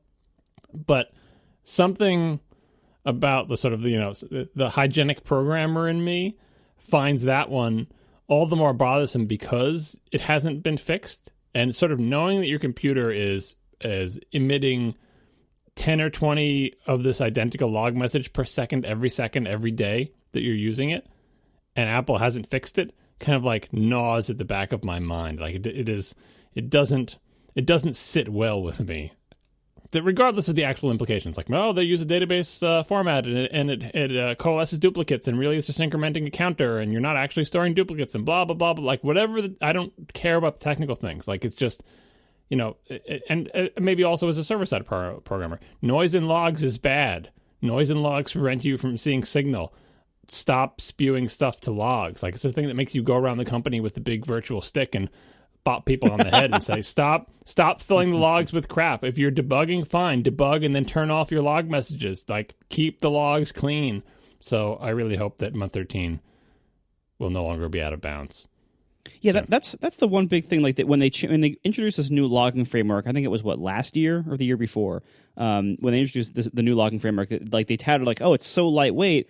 You can just leave, incredibly verbose logging enabled all the time, and the system will handle it because, it's so efficient, and if no one's looking at the log, it doesn't get written anywhere or something like that. There's all sorts of details that make it super efficient. But I'm with you. First of all, looking at console or even the Xcode developer log is nearly useless since this change, because the apparent message within Apple when they did this was, now that we've made logging really cheap, we can just dump diarrhea in the logs constantly from everything. And it makes it really hard to actually look at the logs when you're having a problem and find anything useful at all. Or to run anything on a tethered device with Xcode. And even if you do the whole, like, OS disable mode, disable, whatever that macro is you're supposed to set, it doesn't actually work. It doesn't actually do what you want. And it's just like every part of iOS and macOS now just dumps so much crap to the log that it has made the log useless. And not only for developers, but also just for users. Like, sometimes some forum answer will be like, hey, go look at console.app for something like this, and that might tell us an answer. I really strongly disagree with the Apple way of doing this now, where logging tons of unnecessary crap all the time is considered okay because they made logs really cheap. Yeah, and for the developers, like, I think it's actually more reasonable to say, oh, just whitelist your application, like use our filtering features to just see logs from your applications. But for users, like, console has historically been, granted, one of the last resorts, but like when you're really desperate to see what the deal is, you will probably find yourself launching console and saying, maybe there's a message in console that will let me know what the problem is. And in that case, you can't run any filters because you don't know what you want to filter. You don't know what application or what part of the system. You don't know what to filter for. You can't whitelist. You could selectively blacklist if you had eliminated sources of things, but like sort of an overview of like, hey, is anything weird going on in my system? That's why in server-side applications, the general best practice is to not have noisy log, to have at least one log that is basically when everything's okay, the log is relatively quiet, or there's only one kind of log message there, or like some way where you can say, look, if anything other than this normal state appears here, we have a problem. And the normal state may be total quiet, so which would mean that every single line to this log means there's a problem. Or the normal state could mean log messages of this type are fine, but if you see any other kind of log message, that's an indicative of a problem. That's what you need. If you just have a big dumping ground, no matter how good your filtering facilities are, and no matter how good you are keeping up your whitelist or blacklist of filtering, it's very difficult to, especially in the case of an emergency, you have no place to look anymore where a human being can look at it and say, does that look normal to you? It's like, I don't know. It's just a bunch of crap. Is it more crap or less crap than we were before? And then finally, like, month 13 is out of bounds. It represents some kind of error. Is it a programming error? Is it a data error? Whatever the source of the error is, there's an assertion that it's failing. And we all agree that there is no month 13 in the calendar that we all use. So something somewhere is wrong. So someone should fix it. So we don't have to see that message 20 times a second. Should this be a log message? Shouldn't this be an assertion? Shouldn't it crash? Like, that's... Well, that's By the way, also, for the record, I have 10.13.2 on my laptop. I just booted it up. I'm still getting month 13 is out of bounds errors in the console. So 10.13.2 does not fix this bug. It also doesn't fix my font smoothing bug, because the unchecking the use font smoothing when available box still is completely broken now, 3 months after the release of this OS, 2 major point releases in. If you have that box off, everything is still completely broken. So thanks, Apple. Why am I being pushed so hard to use this OS? Why is this being pushed forcibly through my app store? Like, promote it when it's ready. It's not ready. Sorry. Anyway, the month 13 thing, I don't think crashing is probably appropriate, because if it's a data-driven error, the data is bad, the code is not. And the code is just telling you that the data is bad, and in the verbose way, in the tradition that you just said of like, oh, if you find something wrong and you're not going to throw an exception, just log it so you'll know about it. But if it happens 20 times a second, it's not great. So I'm assuming this is some sort of data bug where some piece of data somewhere, either from the network or on the system, has a bad date in it, or some bad date math added 1 to a 12 and got a 13. Not a reason for the code in question to throw an exception in that case, because it could be inside some important subsystem that doesn't want to like take down the whole system just because it got some bad data or whatever. I'm just saying, find where the bug is and fix it.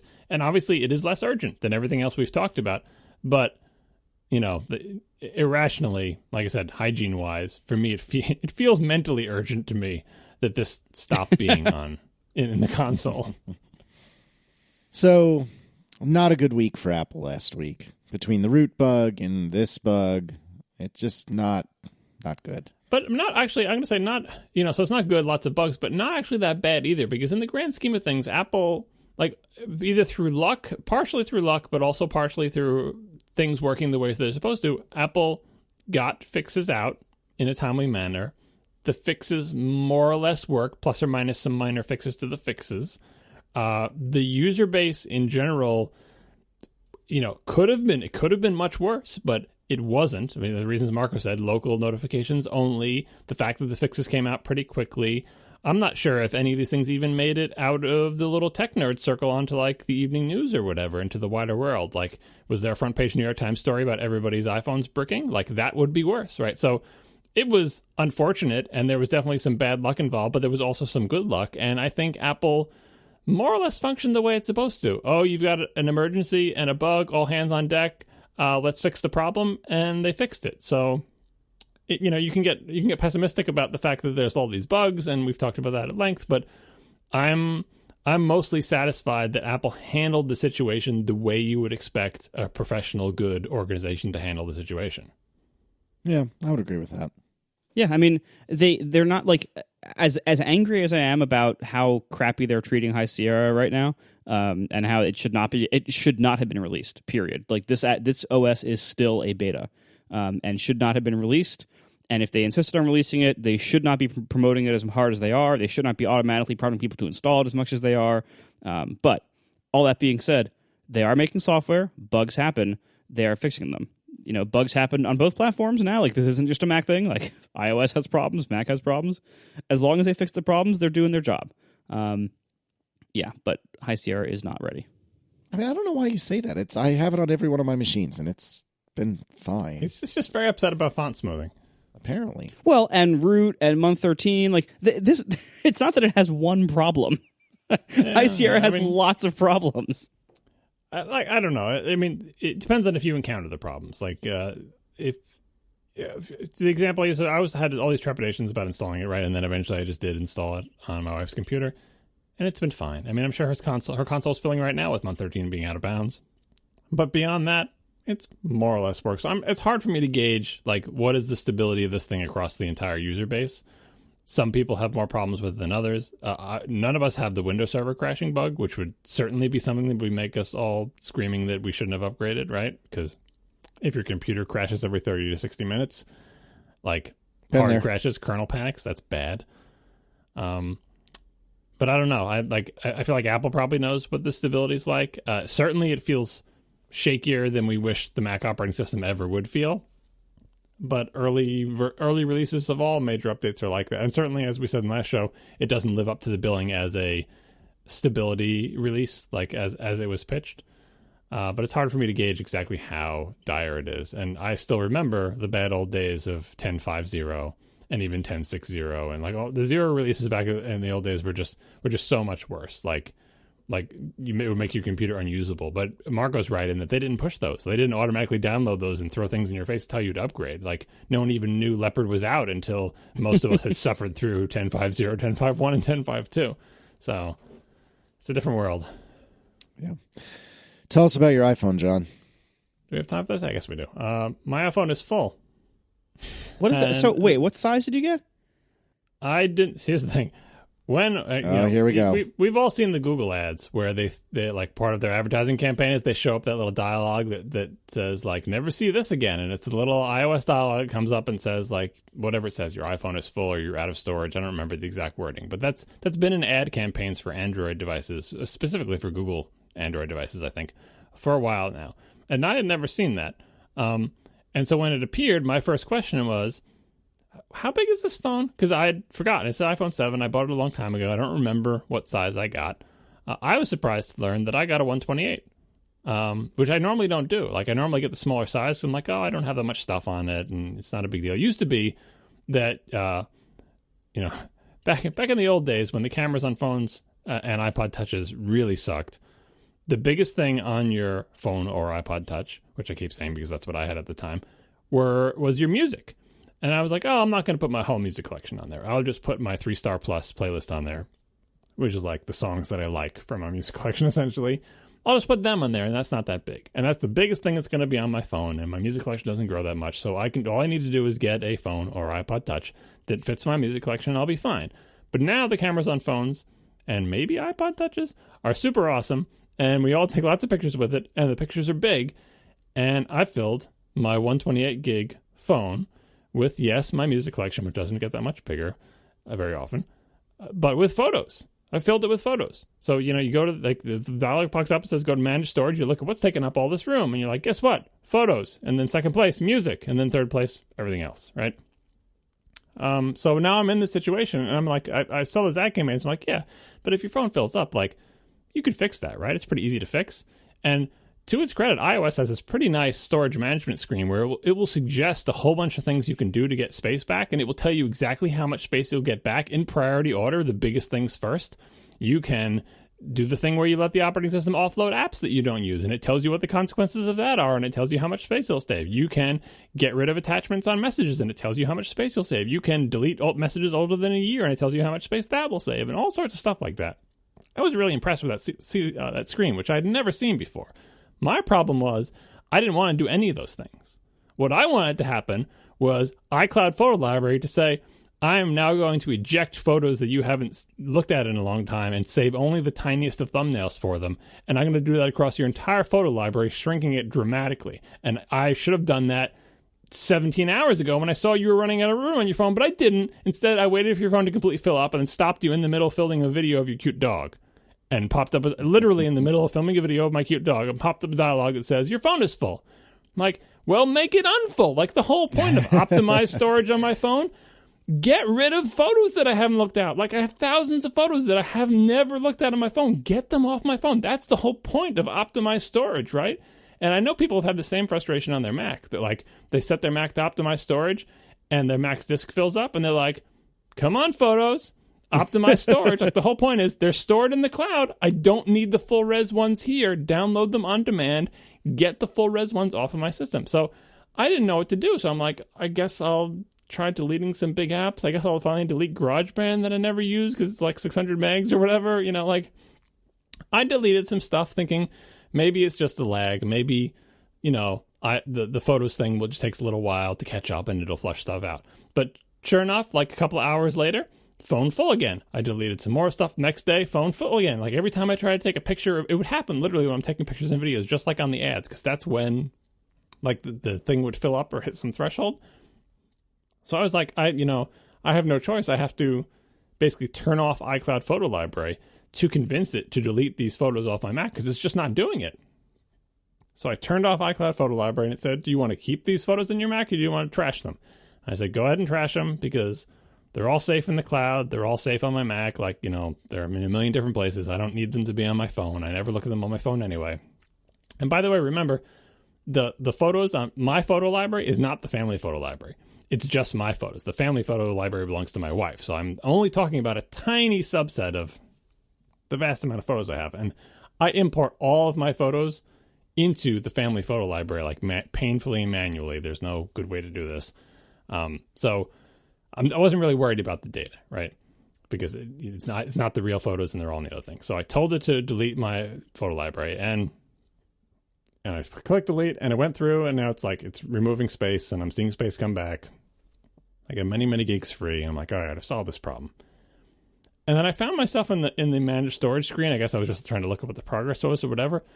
And I noticed in the managed storage screen it said, here's some things you can do to save space. And one of the top items was, you should enable iCloud Photo Library because that'll save you 50 gigs. And I was like, what? How will enabling iCloud Photo Library save me 50 gigs? Is it thinking, well, I see on your phone you've got gigs and gigs of photos, but if you enable iCloud Photo Library, I can upload all those to the cloud and then dump the full res versions, leaving only the thumbnail, saving you 50 gigs?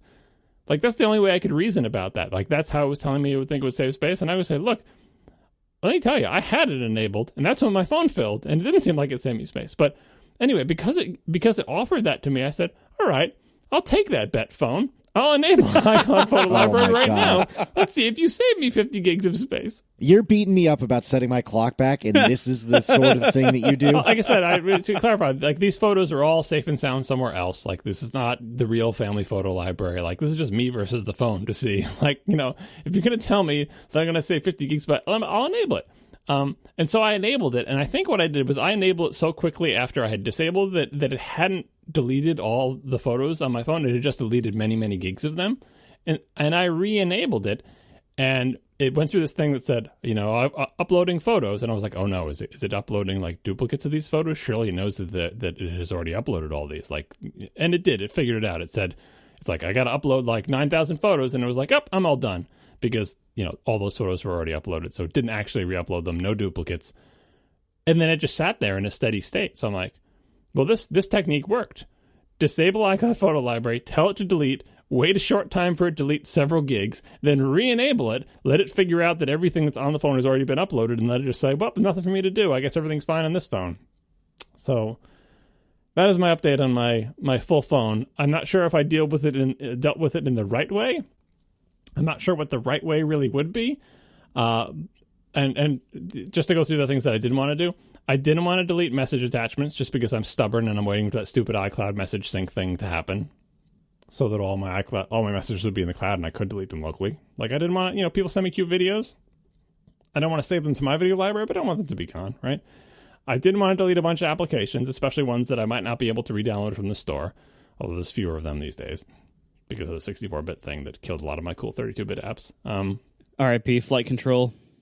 Yeah.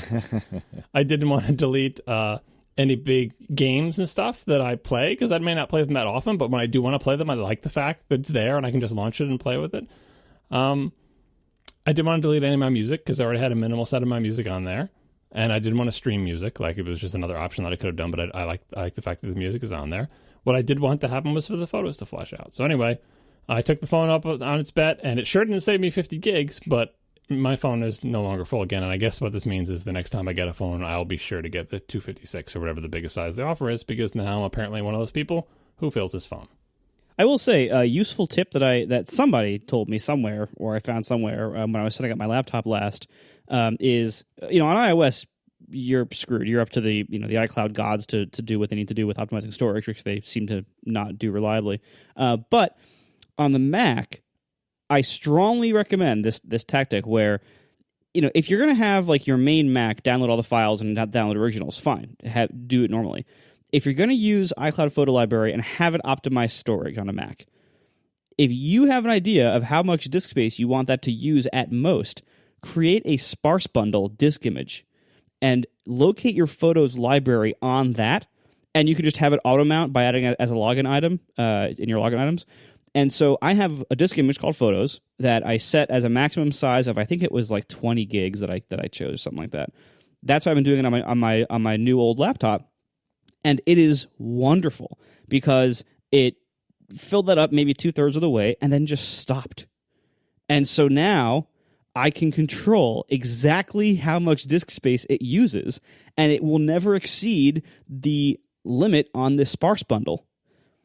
It's glorious. I don't know why this isn't a setting. They should just have a setting. Can you imagine some other way to implement that feature that doesn't involve disk image? Imagine if they just had a setting. Yeah, for it. maybe. Imagine a storage limit setting. That would be amazing. But they don't have that. So in the absence of them being willing to add such an incredibly useful, obvious setting that everyone needs on a laptop because the SSDs are expensive and small, make a sparse bundle disk image and disk utility, and you can locate the photo library on that, add it as a login item, and it automatically mounts, and everything just works, except you have a defined limit to how big your photos library can be, and it will stay under it. It is wonderful. I was going to make fun of the inefficiency of the solution because now you've got like another layer of pseudo file system that all your I/O is going through, which can't be efficient. But I do something even worse for network time machine backups. And what I probably should be doing is I think what both you use is quotas on Synology, like you just set the quotas per user, right? Yep, works great. Mm-hmm. Yep. I think I actually do have the quotas set, but I think I'm slightly over provisioned in typical fashion. So usually if things start to fill up, I use the TMUtil thing to delete historic backups because at least in the case of Time Machine, there is a physical way for me to do what the system should be doing anyway, which is cleaning up old backups. But sometimes it gets cranky when you get close to too much space. So I have on my network Time Machine volume a non-sparse disk image as a space-filling placeholder.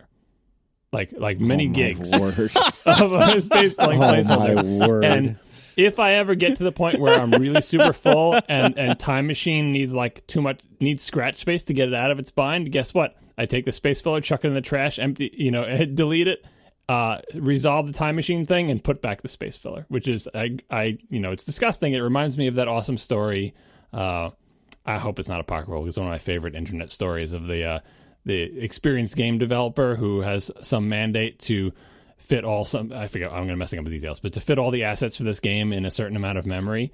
And it's like getting to be crunch time and they have to ship and they're like, 200K. This is the old days of PC gaming. They're like 200K over their RAM limit and they can't figure out how to wring any more RAM out. And at the beginning of project, he'd made a 2 megabyte RAM buffer as a static variable and then some C file. And he just comments that line out and says, done, ship it. Anyway, my thing is obviously much worse than that and not clever at all, but it is a thing that I do, and it has actually come in handy. I want to make so much fun of you, John, but that is actually very, very clever. It's not. It's stupid. I should use quotas, but I'm just saying it's a thing I do. Fair. I mean, is that much worse than my crazy sparse bundle hack? Yeah, well, the sparse bundle, the sparse bundle thing just makes me so angry about how these automated systems, like for version 1, fine, but this is obviously a thing that people want. They want more control over how much space your thing is taking. And if the optimized setting really worked the way it was supposed to, where you don't have to worry about, we'll take care of it, no one would complain. Like, that's a great goal, but many years later, on all their systems, their sort of optimized storage thing does not work the way people expect. Like it lets it fill up. It doesn't catch it before it fills up. In scenarios where it's not like I'm flooding. I mean, I suppose video, I am kind of flooding the phone with lots of data, but like it's not unforeseeable by the system that we're getting close to the disk storage limit. And when it does hit the limit, it seems like no part of the system scrambles to get your space back. They're like, yeah, you've hit your limit. No, we're not going to do anything about it. Like maybe that demon will wake up and consider thinning some, but maybe it won't. Like, we're not in a hurry. Is there some urgency about this? Perhaps you should go to the settings app on the managed storage screen so you can clear that red badge. Well, it makes you look at that, by the way. It makes you look at that managed storage screen to clear that badge every time it tells you that message. I know that because it would tell me that message a lot. And there's no way to get rid of it until you go into that screen and let it grind away and say, here's all the things you can do to save space. I'm like, you know what you could do to save space? Gets rid of some photos. Goodness. Thanks to our sponsors this week, Fracture, AfterShokz, and Linode, and we will see you next week. Now the show is over.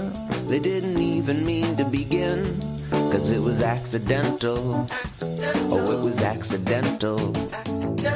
John didn't do any research. Marco and Casey wouldn't let him, 'cause it was accidental. Oh, it was accidental. And you can find the show notes at atp.fm.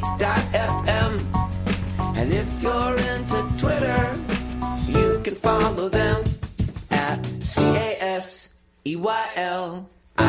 So that's Casey Liss, MARCOARMENT, Marco Arment, SIRAC, USA Syracuse. It's accidental. They didn't mean to. Accidental. Tech podcast so long. How's the weather up there, Marco? Cold, rainy. How's the forecast, though? Oh, There it is. There we go. It's overcast. Yeah, nicely done. Nicely done. We'll be here all week, kids. Anyway, so Wow. So you've released a Mac app. Congratulations. Yeah, my second Mac app. Don't forget Quitter. Yes, that's true. That's true. I noticed that on my system the other day when I was like command spacing it. I think I mistyped and Quitter came up. I'm like, oh yeah, I remember that. Yeah, so I released Forecast. It's a Mac app. It's for producing your own podcasts. It is an MP3 encoder and chapter tool and lets you input some of the MP3 metadata right in the app. And this, I mentioned this on this show a number of times over the last 2 years or so that I've been developing it. It is a parallelized version of the lame MP3 encoder under the hood. The parallelization is actually done fairly boringly. It's done entirely outside of lame.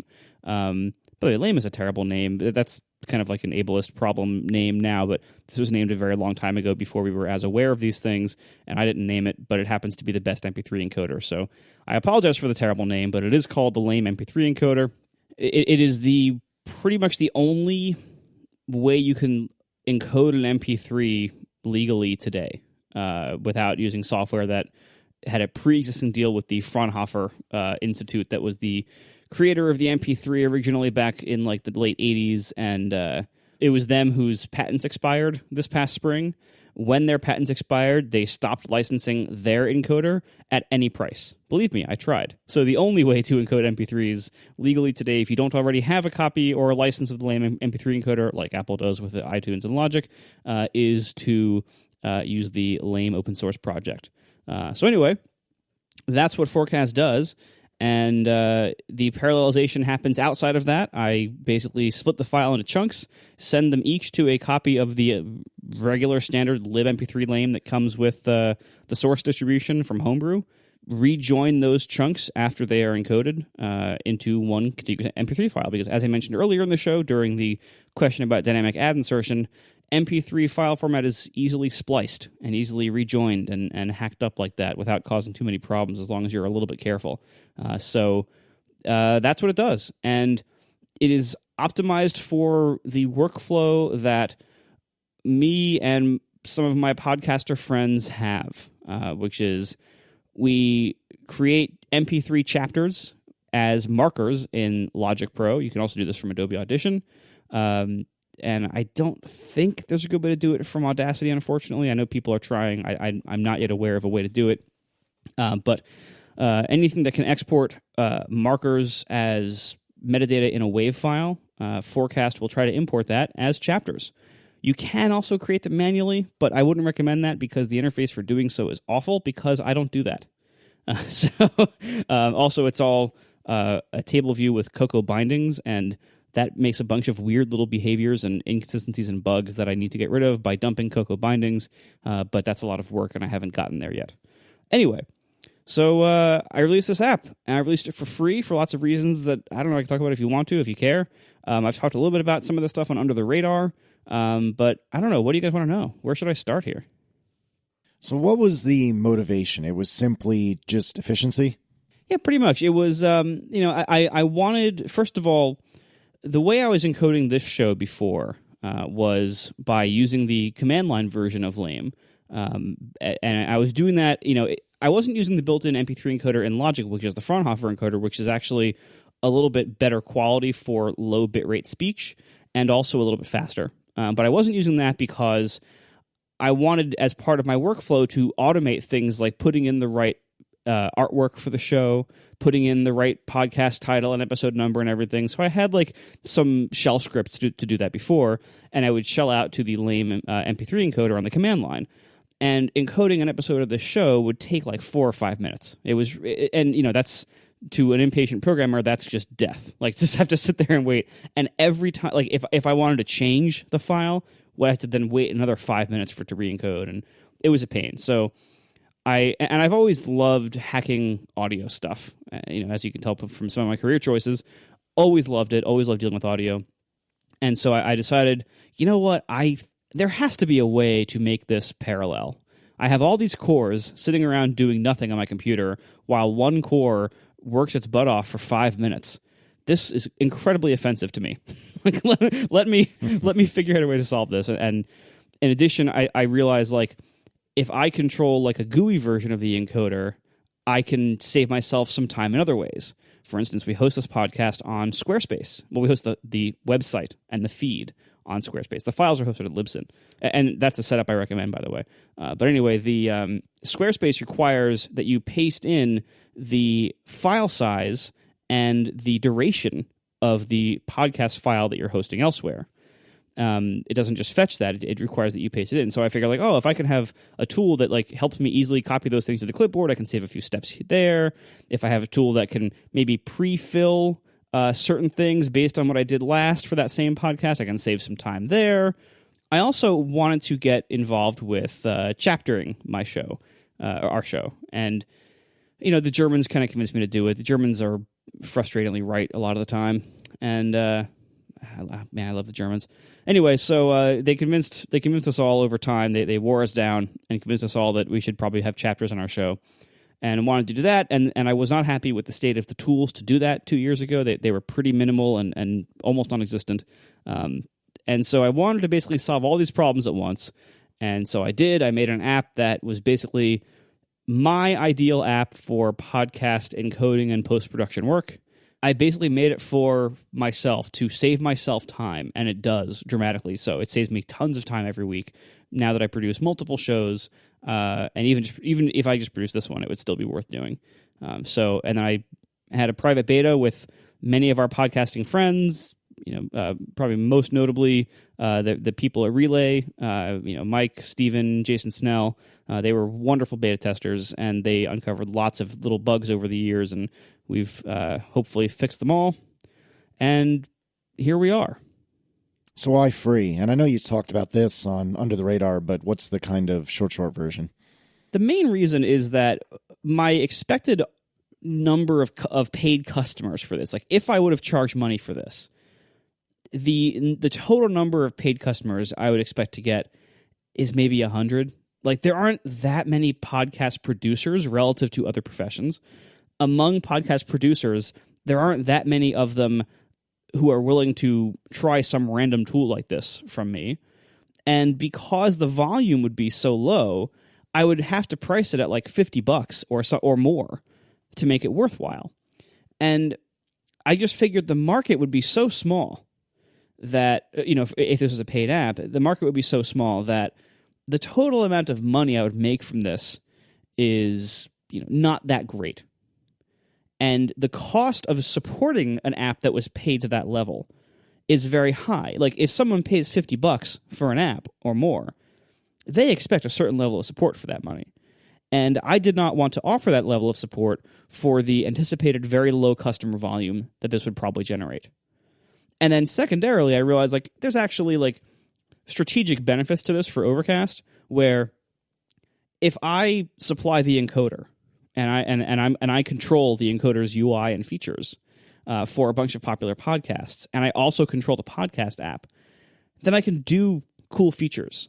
I can implement new features. I can extend the implementations of current features. So, for instance, one of the features that observant listeners might have noticed in ATP and in Overcast over the last couple of months is that I've had the ability to basically create invisible chapters. Chapters that don't show up in the chapter list, but that at a certain timestamp show a certain image or link or both. But just are not in the table of contents, not in the list of chapters. This is part of the MP3 chapter spec. They actually say not every chapter needs to be a member of a table of contents. You could, for instance, show something at a certain time, but no apps implemented that, both in the encoding or the playing side. Because I controlled the encoder and the player, I implemented that, and so now we have this cool feature that we can do with podcasts, where you can have invisible chapters. So if you want to show a certain link right now or a certain picture right now, without disrupting the semantic structure of the chapter that you're currently in, or if you want to show links or images at certain times without having the rest of the show even have chapters, without having a chapter structure for the rest of the show at all, you can now do that. That's a cool feature, and I'm only able to do that feature because I control an encoder and a player. And so I realized the more people who use this encoder, the better it works out for Overcast and for podcasting as a whole.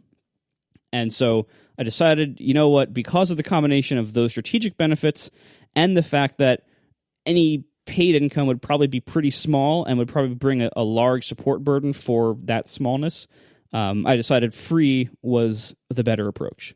So it's free. But it's not just free. You have an interesting business model, sort of, at the bottom of the forecast page at overcast.fm/forecast.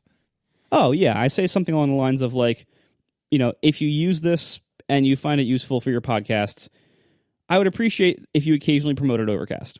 And you don't have to do it. It's not a requirement. And if it's a show where that doesn't make sense, I was thinking of You Look Nice Today. It's not really in production anymore, but a show like You Look Nice Today, or even Do by Friday, which I kind of view as its spiritual successor. It doesn't make sense to promote things in a show like that. That doesn't contextually fit. It would sound weird. So I don't want you promoting Overcast in a show like that. But if you have a show which most people do of at the end you have please rate us on iTunes and subscribe in Stitcher or whatever else, occasionally throw an Overcast there. That's it. That's my business model. Is if you feel like it and if you can, I'd appreciate if you promoted Overcast sometimes. but you don't have to. Where are you hiding this application? I read the webpage when you linked it on Twitter, but now I went looking for it. Marco.org/apps doesn't list it. That seems like an oversight. Yeah, I still have a lot of places I need to update this. It was kind of a soft launch. I basically launched it on Twitter. The Overcast site does not link to it from anywhere yet. So where is it? Like, because I'm realizing I don't even know. Overcast FM/forecast. All right. I don't even know what the icon looks like. The icon is a tongue-in-cheek joke. It was created by the wonderful, the wonderful Forgotten Towel, the designer who does all of the Relay FM artwork. I hired him to do this icon, and it's so good. 0.9. Come on, you're better than that. What is it? A 1.0? No. You released it. You got to go with 1.0. Yeah, Apple released High Sierra too. Don't you know that Semver has weird problems with version numbers that begin with 0? You don't know that. Yeah. Anyway, I should probably put the icon on the app page. I downloaded it to see the icon. So what is the joke? You don't get the joke? Oh, it's so good. It's the German flag, but an F. All right. Yeah, I see that. I thought it was like some sort of, I should have known, some sports thing, like the sports logo or something. But yeah, no, I see the German flag colors now, yes. Yeah, and a few Germans got it, and therefore that made it worth it. So how do you, I look at this application, and how do you feel about, I mean, I know this is just like a utility, and you're like, you don't really care that much about the UI. It's a very utilitarian applications for all the reasons you listed, and even some parts of the UI you don't even use. But it also doesn't look like you spent much time worrying about what the window would look like you might have if this was going to be a commercial application. Like it's just kind of there. Like it's not, things aren't badly aligned, except for maybe a little bit too much space between the buttons and the rest of the thing. But it certainly is not a particularly showy application, let's say. No, it really isn't at all. And I take full ownership of that this is not a pretty UI. This is not a highly polished UI. If you do what I said I never do, which is if you manually enter chapters, it's really unpolished. So this is not, something that I'm really proud of the UI. This to me is a highly functional app. Most of what I like, and I mentioned on the show a few times before that I also have a tool that helps align double ender files and remove drift in them. This is not that tool. And I understand why people think it might be, because I talked about that tool before.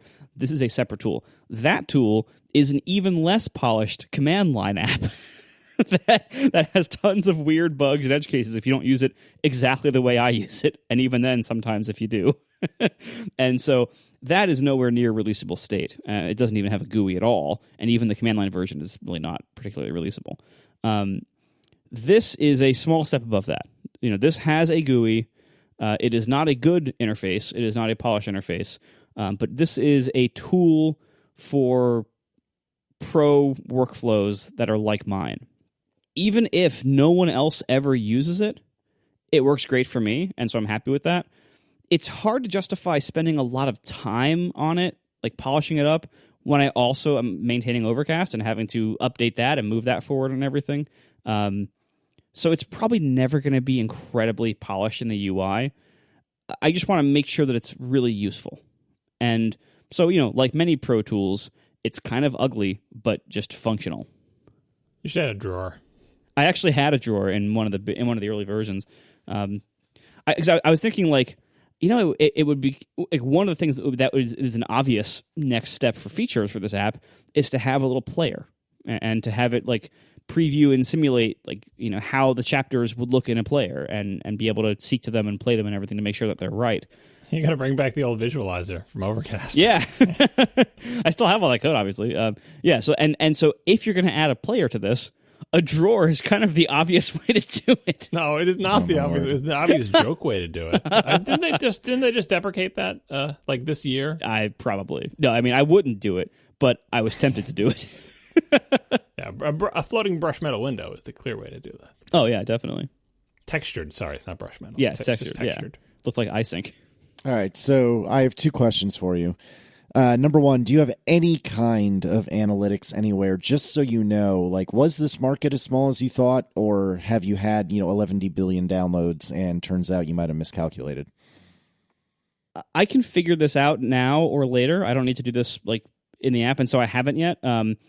in order to distribute this app outside of the App Store, which, and honestly, like, I wasn't trying to make some kind of giant political statement by not being in the App Store. There was just no need for me to be in the App Store, so I wasn't. I didn't feel that it was worth the burdens of being in the App Store for no benefit, really. So I'm not in the App Store, so I had to build in distribution functionality. I had to build in auto updating.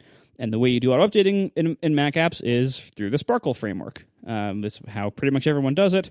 Everyone who uses a Mac app that is not from the App Store has seen the little windows that say, like, an update's available. Do you want to install it now, or run me later, or skip this version? And you click install now, and it shows like a little progress bar, and then it quits and relaunches the app.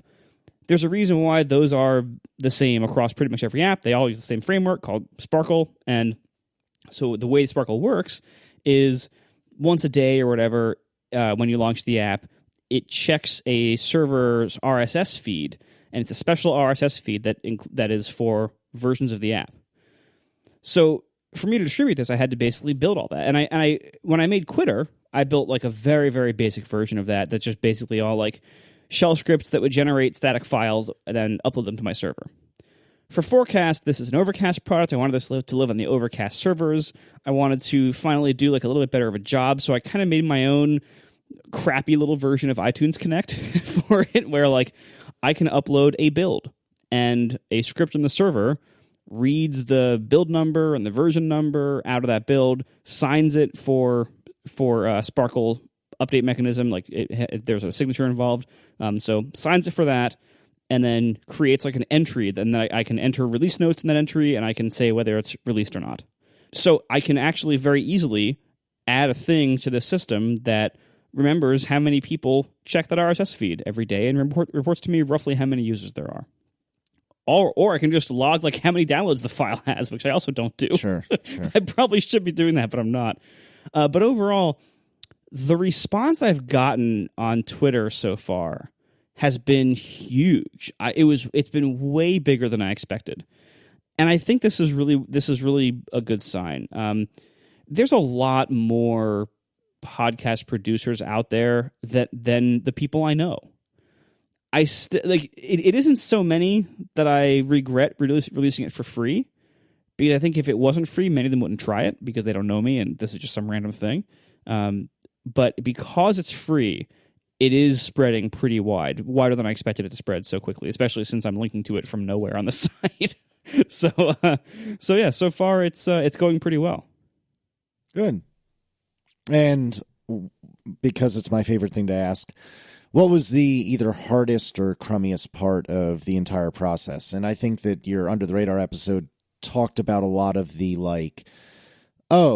the app is done, but there's so much more to do. And like you were talking about, like your Marco Connect, or your fake iTunes Connect, all that had to be written. But over the entire process from start to finish, including all this administrivia you had to do, what would you say was either the hardest or the most difficult or crummiest part to deal with? By far, the hardest part of this app is just learning AppKit. It's learning how to make Mac apps. I had made Quitter before, and I made a couple of little like experimental dumb crap before that. But this is the first time that I really have made a Mac app of any kind of substance. Now, the good thing is, AppKit provides a lot of really rich functionality built in. So, like, the entire document model, I don't have to worry that much about, like, windowing, opening, saving, save as, stuff like that. Like, a lot of that comes for free. And so that's pretty great. But the way that the actual UI works, like the way those table views work and the text fields inside the table views and the formatters and the bindings to an array controller and all this weird stuff, to an iOS developer mainly, it might as well be Android. Like, it's so different from the way iOS works that it's like starting over from zero. So I'm making Mac apps as though I'm a complete novice, because for the Mac I am. That has been the hardest part, is that, I'm used to working at a certain speed and proficiency and design proficiency on iOS that I just don't have when making macOS apps. So that's been a very, very slow learning process. And it's also just harder on the Mac because the APIs have a lot more legacy because they're much older. So the APIs are a lot clunkier. They have not gotten nearly as much attention in the last decade as iOS has, so they are in many ways a lot harder to use or have a lot of antiquated or clunky things you have to do to use them. And the biggest problem with all of it is that because iOS is so incredibly popular and macOS development relatively isn't, it's very hard to find answers if you have questions for macOS development. There's not, like, with iOS, you can search anything under the sun, and you're going to get 1,000 Google results. Half of them are going to be really great tutorials on like exactly what you have to do, or great Stack Overflow answers on exactly the problem you're having. And on macOS, that's not the case most of the time. Most of the time, what you're searching for, you will get either nothing helpful or like one ancient mailing list post that you have to like scan through the web version of a mailing list to find somebody who might maybe be talking about what you're talking about. It's a very different world. I'm just trying to think of an excuse to use this application. Maybe I should produce a podcast. Wow. It's funny, you're on so many podcasts, but you've never produced one. Drop artwork here. Okay, why are you yelling at me? It looked better. I don't know. This isn't like me designing macOS apps. It's like the way everyone designs Windows apps. It's like, I don't know what the hell's good here. Like, just throw something there that looks good to me. This is where you start using the guide snap things in Interface Builder, or did you not use Interface Builder for this at all? No, I use it, and I use the guide snap things. No, I mean, and I told you, like, I built most of the interface with Cocoa bindings, just so I wouldn't have to learn a lot of the intricacies of table views. And then all the experienced Mac developers scolded you for it. Yeah, and then everyone's like, oh, yeah, don't use Cocoa bindings. Like, yeah, thanks a lot. It is really nice to do certain, like, and, you know, Cocoa bindings are great for, like, really simple stuff like enabled, disabled states of certain buttons, tracking certain, you know, properties or things being nil or things like that. There's a lot of value to Cocoa bindings, but like for me to fix the main problem the app has, which is the manual entry of chapters is very clunky and weird, that is going to basically require dumping bindings for the table view. And that's going to be I'm not going to say it's going to be a huge pain, but it's going to be a decent amount of work at least. Especially because I'm totally unfamiliar with it. If it was iOS, I could do it in half a day. But because it's macOS, it's going to take me a lot longer than that. And the good thing is that the app has gotten such a strong reception that I'm actually motivated to do things like this, to fix weird bugs that don't affect me personally.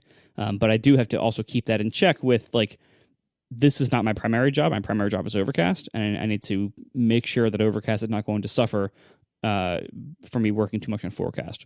The good thing is I don't think it's very likely, because like I've been working on Forecast for 2 years, and the way I usually work on it is I fix some things I've wanted to fix for a while, like for over like a week, and then I don't touch it for 6 months, and then I spend another week tweaking it up, and then I go to the 6 months without touching it, because it pretty much works. Like, it doesn't need a lot of attention. So hopefully this won't be a huge time sink, and I don't think it will. How is Forecast choosing where to put its window when I hit Command-N? I don't know. Random number generator? Like, I mean, so there's that weird like thing in Interface Builder, that little like window graphic thing where you say like, all right, kind of position it kind of in the middle of the window on the left, or something. Like, there's something in Interface Builder that lets you specify that. Yeah, it is kind of in the middle on the left.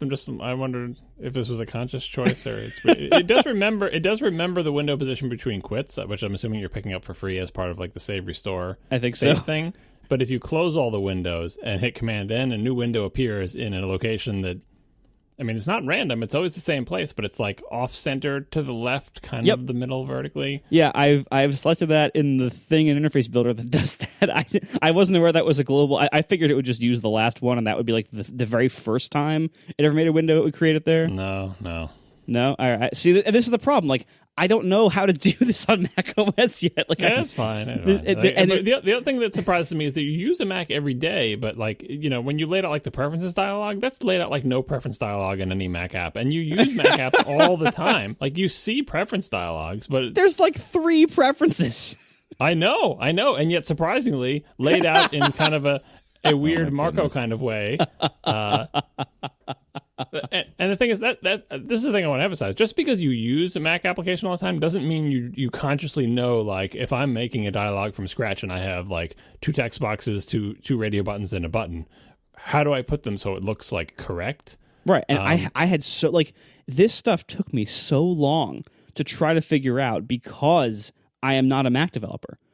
and it was very, very slow going. It's like I was a novice, because for the Mac I am a novice.